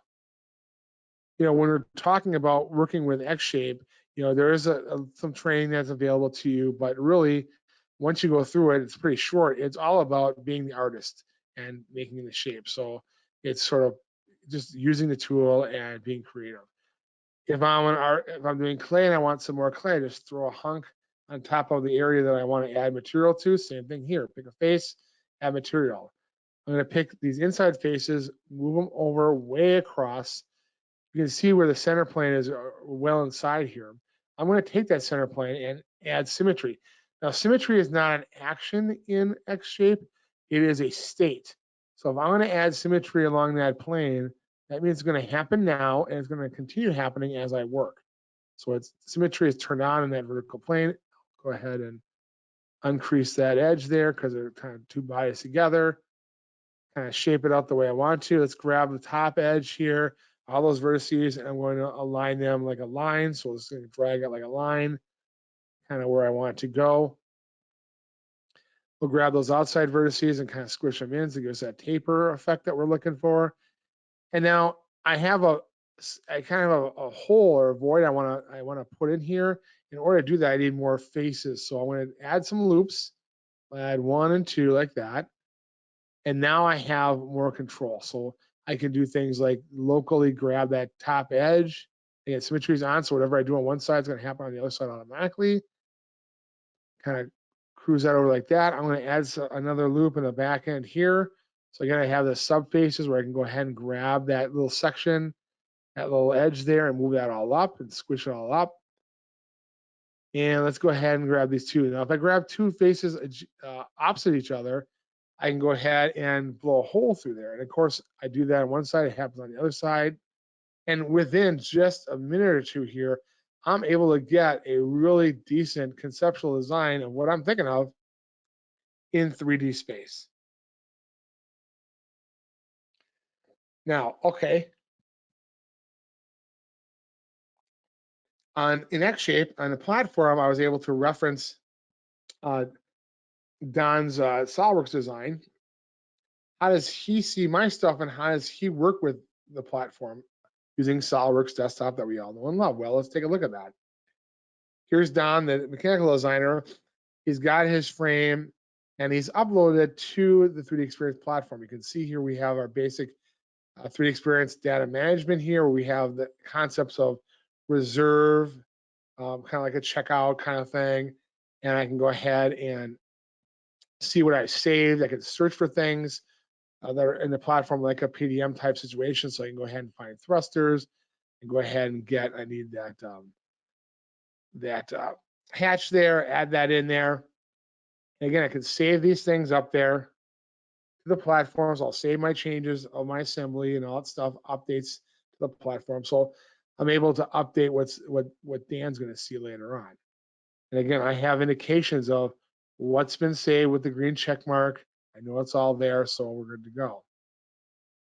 Now, I also know that the industrial design guy, Dan, he's been working on a concept. So he emailed me or messaged me in the 3DX platform or whatever saying, hey, I've got something out there. It's called body shape. So I can go ahead and search the platform right inside of SOLIDWORKS, find that body shape and drag and drop it in. What I've done here is actually put it into an empty part file, and it's basically like a derived part or an external reference. So now it's in there. And as I look at this kind of overlaid with the mechanics here, there's some stuff that needs to be taken out of this general, again, it's a general shape, but we're gonna need to accommodate the hatch, we're gonna need to accommodate the thrusters, we need some troughs in there kind of thing. And again, just to kind of explain a little further what's going on here, I added the 3DEXPERIENCE model reference into this empty part, and then I can, but because it's like a base part, okay, if you've ever done a base part, derived component type thing, or use 3D interconnect, the same concept, the base part is that this guy right here. That's the external reference to the 3D Experience body that we have. But I can add features on top of that. So I can put cuts in, I can shell things. Again, this is a technique that we've had for a long time, which is basically derived components and that kind of stuff. We're using that same kind of technique here to enable us to take a concept part from 3DX, reference it live in a SOLIDWORKS part as a feature, and then put features on top of it. That's the technique that we're using now, which is much better than what we've had before, in order to make that easier to work between SOLIDWORKS and the 3DEXPERIENCE platform. Now, when the message goes back to Dan, and again, in 3DEXPERIENCE, we have our own messaging system, so I can send him a message, and do that screenshot, do some scribbling on it, saying, hey, look at this, I gotta pull some stuff out of it. Okay, now that I'm aware that there's been some change to the model, I can update and just refresh the SOLIDWORKS design that I'm looking at here in my body shape. And I can go ahead and see, oh yeah, there's a hatch and there's these thrusters. You can see all that stuff. That's all SOLIDWORKS. I can't change the SOLIDWORKS files here, but I know the SOLIDWORKS files because the icons show that, and I can reference them. So let's go ahead and make some like essentially folders inside of our design shape here and do some accommodations. So one thing we can do inside of X shape, like you can in SOLIDWORKS, you can convert entities into sketches, and we can do that. And in the body itself, in our sub-D model, I need to get some more fidelity here. So I'm going to go ahead and subdivide those faces so that I get a smaller set of faces there. We'll grab all of them, and we'll go ahead and crease them so they're sharp edges.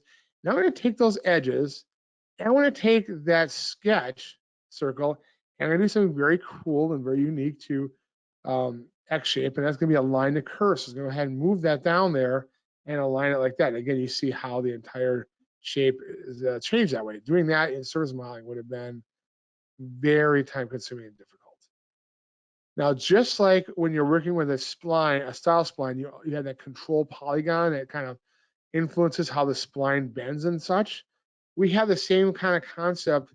We call it cage. It's a 3D basically control polygon, if you will, that is in X shape. So if I show just the cage, I can show the surfaces. I've been working with just the surfaces now. I can now just say, oh, I want to see the surfaces. I want to see the outside cage. And that's for the control polygon that these surfaces are running around with. So say, for example, I want to make all those front edges the same so they're all collinear. I can do that, which means the underlying surface will run along that direction. Let's grab this vertex and push it out a little bit. And I look at these faces, again, same kind of deal. I want these faces to all be flat, so I'll make them all coincident. So again, that way, the polygon is coincident and flat. That means the underlying surface will be that way as well. I'll do a vertical, so I can do a quick box select, move the robot down in the corner there, and I'll go ahead and just rotate a little bit, rotate the whole cage. Again, that'll move the surfaces underneath it as we go. I want to modify this surface in the cage, so I'll go ahead and grab that face of the cage. So I'll grab the robot, put it on the face, and now again you can see that it is perpendicular to that face in one of the axes. So, oh, let me go ahead. Sorry. Let's try that again. So grab that down there like that, and I'll go back to showing the surfaces. You can see how they all kind of line up like that because I moved the cage around. Like again, make some more tweaks to the surfacing. You can go and tweak it to your heart's content. Now, I do have some voids I gotta make. So, for those thrusters, they're kind of inside there. I need to kind of make some troughs, I guess you call them, in the body. So the way I'm going to do that is I'm going to make some cylinders, just drag some primitive cylinders out and scale them and shape them, and then kind of mush them around a little bit, because I'm basically making the negative space I'm going to subtract out. That's what you do. So I took one, did it. Another one kind of took me some longer time to squish it some more. But basically 2 cylinders that are just squished around, overlapping the main body. And I'm going to go do a Boolean operation, essentially. So I'm going to subtract from the main body these 2 guys here. And I get my, now because I can see the underlying SOLIDWORKS model as well, and I'm not worried about a timeline here, feature tree timeline, I can see everything at once, and I can see, okay, well, that's not the right distance there. I need to change it. So all I got to do is go back. You can still see everything, and go back and edit that body here. Again, I'm not rolling back. There's no concept of a time here, so I don't have to not being blinded from things that came later, because there's no later. And go ahead and just kind of move these around, make the changes, and then when I get out, we get the new geometry and kind of design it to the way I want to, very efficiently that way. And of course, I can have the symmetry, put the stuff on the other side later if I want to as well. So I can continue on further if I want to. I can add in some other pieces from SOLIDWORKS if I like. I can go ahead and chop this thing up a little bit on this side if I like it. It kind of depends on how you want to work, how much conceptual you want to do inside of the 3D sculpting tool that we have in Xshape, and then do the rest of it, the detailing and really mechanicalizing the parts and stuff in SOLIDWORKS as you saw before.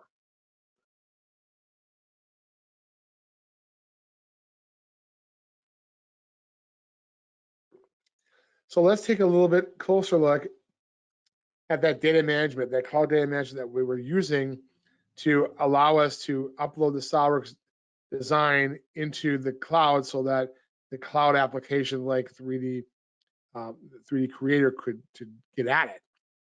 Well, it's not just for that. If you are using any kind of basic Windows type of a server or something like that, or Dropbox, you know that SOLIDWORKS has part assembly drawing relationships that the basic operating system, the basic Dropbox of the world don't understand at all.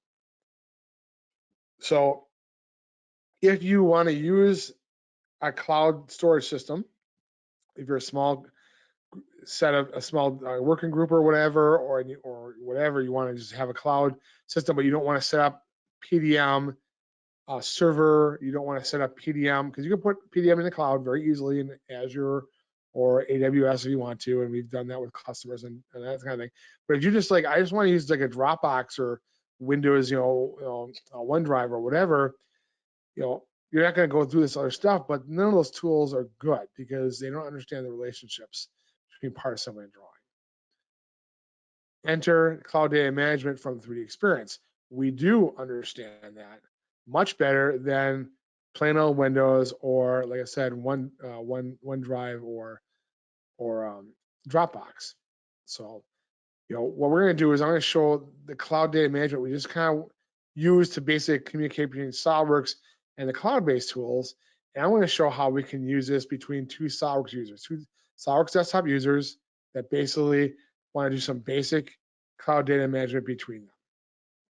Eric the engineer and Debbie the designer. And let's start with Eric. He's working on the whole hatch design here. And he's got his up top level assembly, he's got sub-assemblies, he's adding parts and fasteners and what have you to this. And again, if I want to take all this information and share it with people in a managed system situation in the cloud, this is where 3DEXPERIENCE Data Manager comes in. I log into 3DX.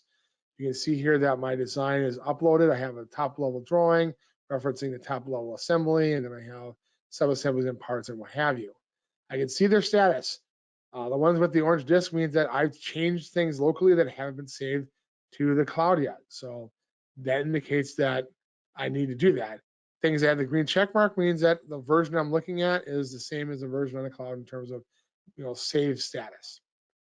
So it's very clear what's been saved and what needs to be saved. And if I go ahead and save the top level, that drawing with all the references, it'll go ahead and pick up what needs to be saved back up there in terms of the parts and the sub-assemblies. We can also make bookmarks for drawings because drawings are done separately. So it's a little bit limited compared to like PDM Standard or Pro, but still far more intelligent than Dropbox and plain Windows, which doesn't know any of these relations at all. Likewise, I go ahead and bump up the maturity of this assembly. All the parts and sub-assemblies will go along with it to go from, we have 5 states, you can name what you want. You go from in work to release or whatever, or locked. I'll use my bookmarks for the drawings that I have done ahead of time and do the same thing to move the drawings along. Again, yes, if you're a PDM user, you'll be like, well, in PDM, it automatically picks up the drawings too. Yes, it does. That's a limitation currently with the cloud-based data management. But again, it picks up everything else. And like I said, if you're not using anything except for plain old Windows or Dropbox, all of this stuff is manual. So this is way better than that. We'll go ahead and move those along as well. And again, keeping everybody up to date with the latest information. Now, you can also put things that are not SOLIDWORKS documents into cloud data management. So I have a PDF here. I have an SMG, which is a composer document. And again, one of the benefits of using the SO tools is if I have a composer document, I can actually preview. I can actually go to the different views because the 3D viewer understands composer files as well because, well, it's Dassault. We built that in there. All right, so if I want to add more things to it, basically it's kind of a batch save situation, and you do it essentially by folder. So if I have the fire extinguisher and the air tanks and some of the other things like the front frame and passenger seats, I can go ahead in those folders, queue them up, and then let them go, and over a period of time, they'll all be uploaded into the cloud as well. So again, it's relatively easy to get going. You use it right away because there's not a whole lot of configuration that you have to do. Again, it's not PDM, not even PDM standard, but it is way better than plain old Windows, way better than Dropbox, and you have the chance to grow with it much further than you can with regular tools. So something that's available out there if you want to get into it. Now, again, how does this work with multiple people in SOLIDWORKS Desktop? Well, again, they have the add-in over here as well. So Debbie's in here, and she gets, we have again messaging inside of 3DX. So she gets a message from Eric saying, "Hey, can you please take a look at the hatch wheel?" So again, it puts the attachment there, finds the wheel. She can look at it, and basically what's in here. We have a kind of a conversation attached to the file itself. So it's like, can you make a racing inspired wheel, something like that? She looks in the preview tool that we have built in. You can also scribble on it. So she can go in here and say, well, I'm going to maybe remove some material here. I could snapshot this as a screenshot and message it to Eric and say, what do you think of this? Or I can just be using it myself to sort of like ideate what I'm going to do. This wheel is probably used in at least one upper level assembly. So we'll go ahead and search for that. Make sure that's only being used in the NEMO project, and it is. So there's an intermediate, there's a secondary assembly, subassembly between here and the top level, and that's where the wheel is. And there's also a drawing of it too. So I can see all those relationships, and I can go ahead and open up that subassembly of the two wheels together. And we're gonna go ahead and I'm going to make a new revision of the wheel part and that subassembly that contains the wheel part. So I'm gonna make a new revision of that, and we'll just bump it up to, instead of A1, now we're kind of in flux here, and then we'll go ahead and replace it with the new revision in our active memory. So now we're in revision B instead of A. There we go. And that's what I'm working on. So I'm going to go ahead and reserve those so no one else can take them. That's like checking them out. I have the key there, and I can go ahead and, again, in the bookmark editor, I bookmarked the drawings. So I'm going to open those as well because I want those to update. Again, yes, you have to make bookmarks for the drawings in data management here, but in plain old Windows, you have to do it all manually, part assembly and drawing. So still way, way, way ahead. Go ahead and open this up, make a new revision of the drawing. And there we go. So I did my work behind the scenes. I changed the wheel design. I'm updating the drawing. Looks much more racing wheel inspired now, so that's good. That's the exterior wheel, which is what we want. The interior we want to keep just plain. And I can see the subassembly has been updated as well. All I need now to do is save my changes. And again, we'll release that version so that somebody else can get it if they want to. I'm kind of checked it in, as you will. And that's all done. So again, far more efficient, far more intelligent, far more, far just better than just plain on Windows. And now we're two people, two different locations. Doesn't matter where we are because as long as we have access to the internet and the cloud, log in, we can do this. Now, While Debbie was doing that, here's what Eric was doing. So Debbie's been working on it. You can see that Debbie pulled out and reserved the subassembly and the wheel part itself. As far as Eric's concerned, I'm working at the top level, so it's going to go ahead and reserve the top level assembly. I'm adding new parts or doing whatever work I'm doing there. And as I do my work, at some point, Debbie is going to let me know that she's done. So all done, take a look and please review it. So what that mean for Eric? Okay, well, that subassembly along with that part, I'm going to go ahead and reload those with the latest information. I can see all that. Again, you can see how in the tree here, it shows that we're in the latest version. I'm going to go ahead and open the drawing of that thing up and make sure that's all up to date and all the information is there and it's all documented. And I can go ahead and Eric as a manager can go ahead and release that stuff, move it along if he wants to. So now we go ahead and have the upper level model update. Again, use the bookmarks that we saved for the drawings involved, make sure they get open, make sure their views and their bombs are all updated. And again, we'll go ahead and save it. Again, just like you would with plain old SOLIDWORKS and Windows, except for you have a lot more help and intelligence going on here. Okay, we're stuck here.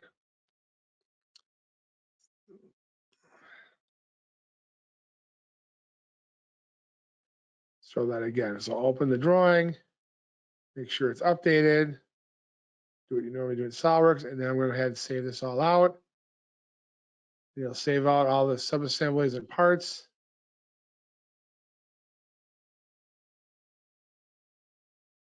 Then I'll look at my bookmarks for the drawing associated with it and do that. Now I can also come right in here and edit right from inside here if I had Composer, edit the Composer document as well, which again, kind of do it offline. And then when I do the Composer, edit that and update the views, you can see that that's updated here too. So 3DEXPERIENCE, data management is aware of not just SOLIDWORKS documents, but also things like Composer documents as well. So that's a way to kind of, again, get out of, again, if you're gonna go to PDM, there's a lot of reasons to do it. Lots of customers have done it, that's great. But if you're still out there and you're saying, we're never gonna go to PDM for XYZ reasons, we're just living along with Dropbox or OneDrive, or we have, or worse, we have Windows files on 2 locations, we're copying them and emailing them or whatever, you should take a look at the cloud data management because it's much better than what you're doing, guaranteed for sure. And being in the cloud means that there's no real install for people that are not using SOLIDWORKS. For people that are using SOLIDWORKS, it's basically an add-in. So it's really easy to scale it up. Finally, I want to talk about simulation. We talked about some great, fantastic stuff that's in SOLIDWORKS desktop simulation. But Simulia really can let you take it to the next level. I mean, there's basically no problem that Simulia can't solve. And it was a separate set of applications, and you just things out and that kind of stuff until we again brought along the 3DEXPERIENCE platform. Simulia on the 3DEXPERIENCE platform is really accessible through a good interface with SOLIDWORKS. So here we have I think it's Andy the analyst, and he's going to be taking a look at a couple different aspects of our NEMO design. First of all, I want to explore the design a little bit to see if we can optimize some of the material usage. We're going to look at some durability, because again, this is not just a one-time thing. It's going to be banged around and plunging in the ocean and coming back up and being craned onto a deck and blah, blah, blah. Take a look at some of that, and then also how far this can be taken in a worst case scenario. So we're looking at the battery compartments. This is super mission critical. If the batteries get water in them, batteries fail, you fail. Sub fails. So I'm going to go ahead in SOLIDWORKS. I'm going to pick up the thickness dimensions and the other dimensions of the cylinder, of the end caps, and of the ribs. And I'm going to basically pull those out and nominate those as parameters so that when I send this to Simulia, they can be accessed for the Simulia study. So we're going to basically use the model assembly design basic tool to get this into Simulia. Here I am in the Simulia tool now. And I'm going to go ahead and put in the mesh, and go ahead and run it.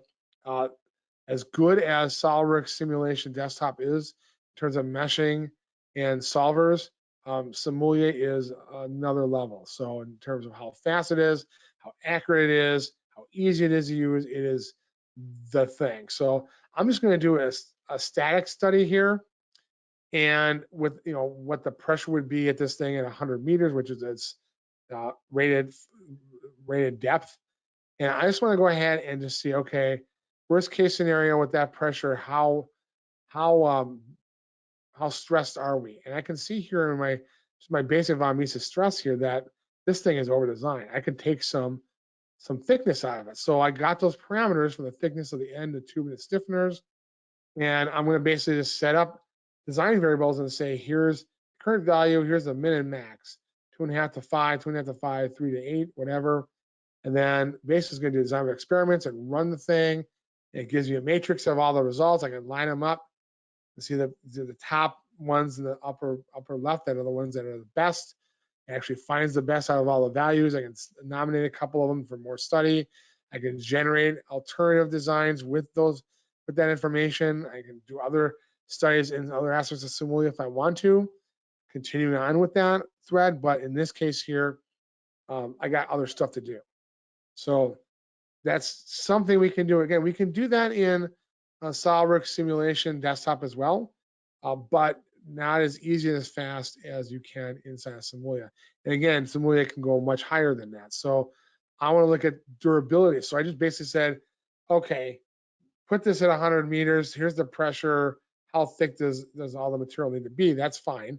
But not only are we putting it under pressure like you saw before in the earlier study, but also we're going to be setting this thing down.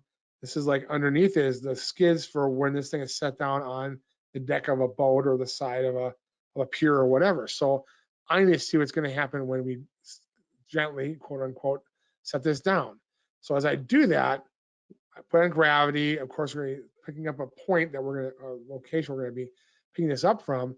And one of the great things about Simulia is we have this wonderful general contact with all surfaces, and it does it really well. Again, we've borrowed that for some SOLIDWORKS desktop simulation stuff, but this is where it came from, and this is the beauty of it, because this is not going to come down exactly flat on the bottom, flat face to flat face. It's going to be a little bit kilted one side or the other, and it's going to kind of clang down there. I don't want to have to think about that. I don't want to have to put in, no penetration contacts and stuff like that. You don't have to do that with Simulia. Just do it. And we say okay, and we're going to run this thing. I can run it not only on my machine, but also I can use the cloud. So I can use the vast computing ability in the 3DEXPERIENCE cloud servers, and basically just have tokens. I can go ahead and spend on this thing, and it's running on something else in the cloud, and it comes back really fast. So scalability of a server is much higher than scalability of a workstation. I can see kind of what's going on. It's what I expected. So, okay. Now what I want to do is I want to actually do fatigue loading. In other words, this is going to be a situation where it's going to repeat. So I'm going to take both the study, the pressure study, and this interactive, kind of sort of general drop study. And I'm going to go ahead and pick these out and do explicit dynamics. And I'll do all the increments here with both of these things. I'm going to do stress and strain at the same time to get the best results. Now, there are two studies here, right? I basically did the pressure study, so it goes down 100 meters, there's a pressure to it. Okay, I bring it back up. I'm going to then, eventually pick this thing out of the water, put it on a deck or put it on a pier or whatever. Those are not connected. So when you're doing something like this, I can have them connected events. Like every time I sink down to the bottom and come back up, I'm going to go ahead and pick it up and put it on the deck, and then repeat it. Then I would keep this link between the two events turned on. But that's not the case, right? I mean, I'm going to put it in the water, and then I'm going to do a bunch of stuff, up, down, whatever. They're not related. So I'll calculate both at the same time, but not relate the two. And then we'll say, okay. And then we'll go ahead and I'll give it an overall service finish basically the information that it needs. And here we go. So here's my results of how durable things are. The results in Simulia on the 3DEXPERIENCE platform are web-based. Anybody can look at them in the web browser and access to the platform, so they can do all that stuff. I can see kind of what the results of X number of times that we repeat this, how durable things are, and where we're going to likely have our initial failures. So comprehensive fatigue life evaluation. And again, we're doing things like that, and that's the math and the solvers involved with Simulia, available Simulia, are just second to none. I mean, this is literally when Chrysler, you see a model of a Chrysler vehicle, hitting a wall at 65 miles an hour, and you see like the animation of everything crunching and ripping and everything else. That's Simulia, folks. That's what they're using there.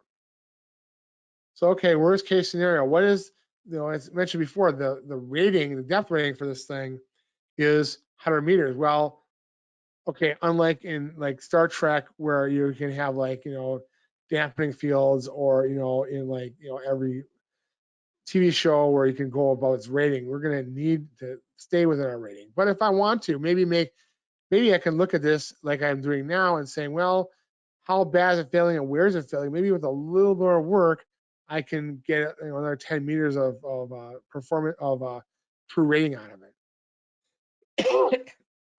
And as again, we're doing stuff when we're talking about like buckling type stuff in the solver. We're doing like the Rix method and not just the eigenvalue type stuff. Again, stuff that's just beyond the normal stuff that you'd see on SOLIDWORKS Simulation Desktop is available when you're doing these studies here. And of course, all the results are in the cloud.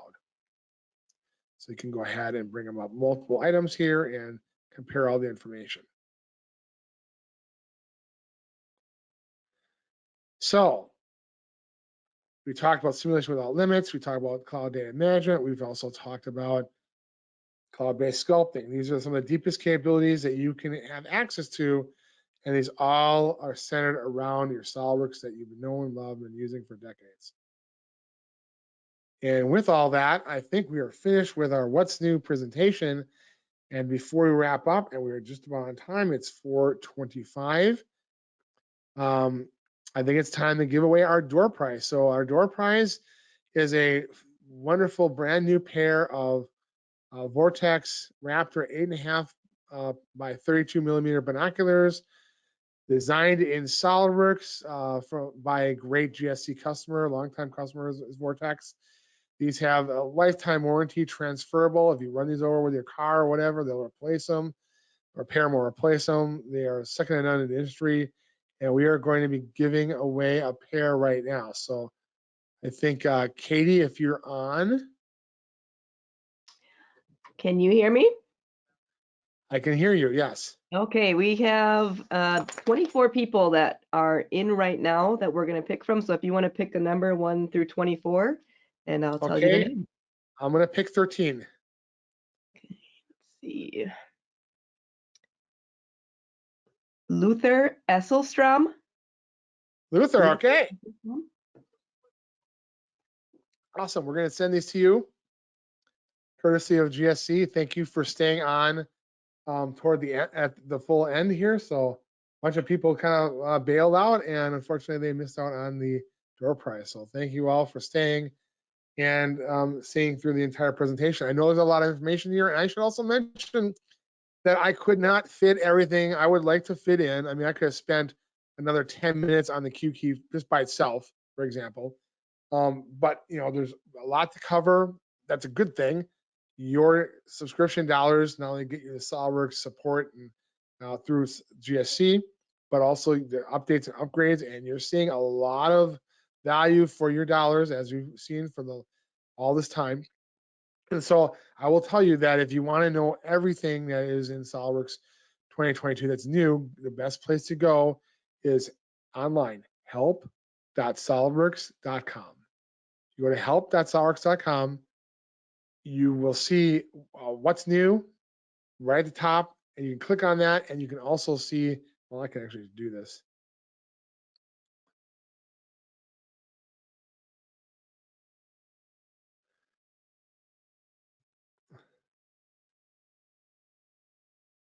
What's new? There it is. And you can see it not only for 2022, but all the way back to 2011. So if you're going, from 2020 to 22 or 19 to 2021 or whatever, you have full access to all the stuff that's new documented in help.solidworks.com. Oh, by the way, if you're just looking for any kind of SOLIDWORKS help, a great place to go as well. But that concludes our presentation for what's new in SOLIDWORKS 3DEXPERIENCE Works 2022. So I hope you enjoyed it. Luther enjoyed those new binoculars. They are fantastic. I have a pair myself in the other room right here. And if there are any other questions that come up there, I will be answering them now directly in the question tool. Otherwise, I will let everybody go. And if there's any other questions that come up, let us know. You will be getting a follow-up email from us. It will contain the link to Austin's fabulous top 5 new things in CamWorks. And encourage you all to look at that. Definitely pass it on to people that if you're not the cam person in your company. And I think that's we'll just say, okay, we're at 4:29. We're actually 1 minute ahead of time. So thank you all for coming. I hope you enjoyed and learned something from this. And we'll see you out there.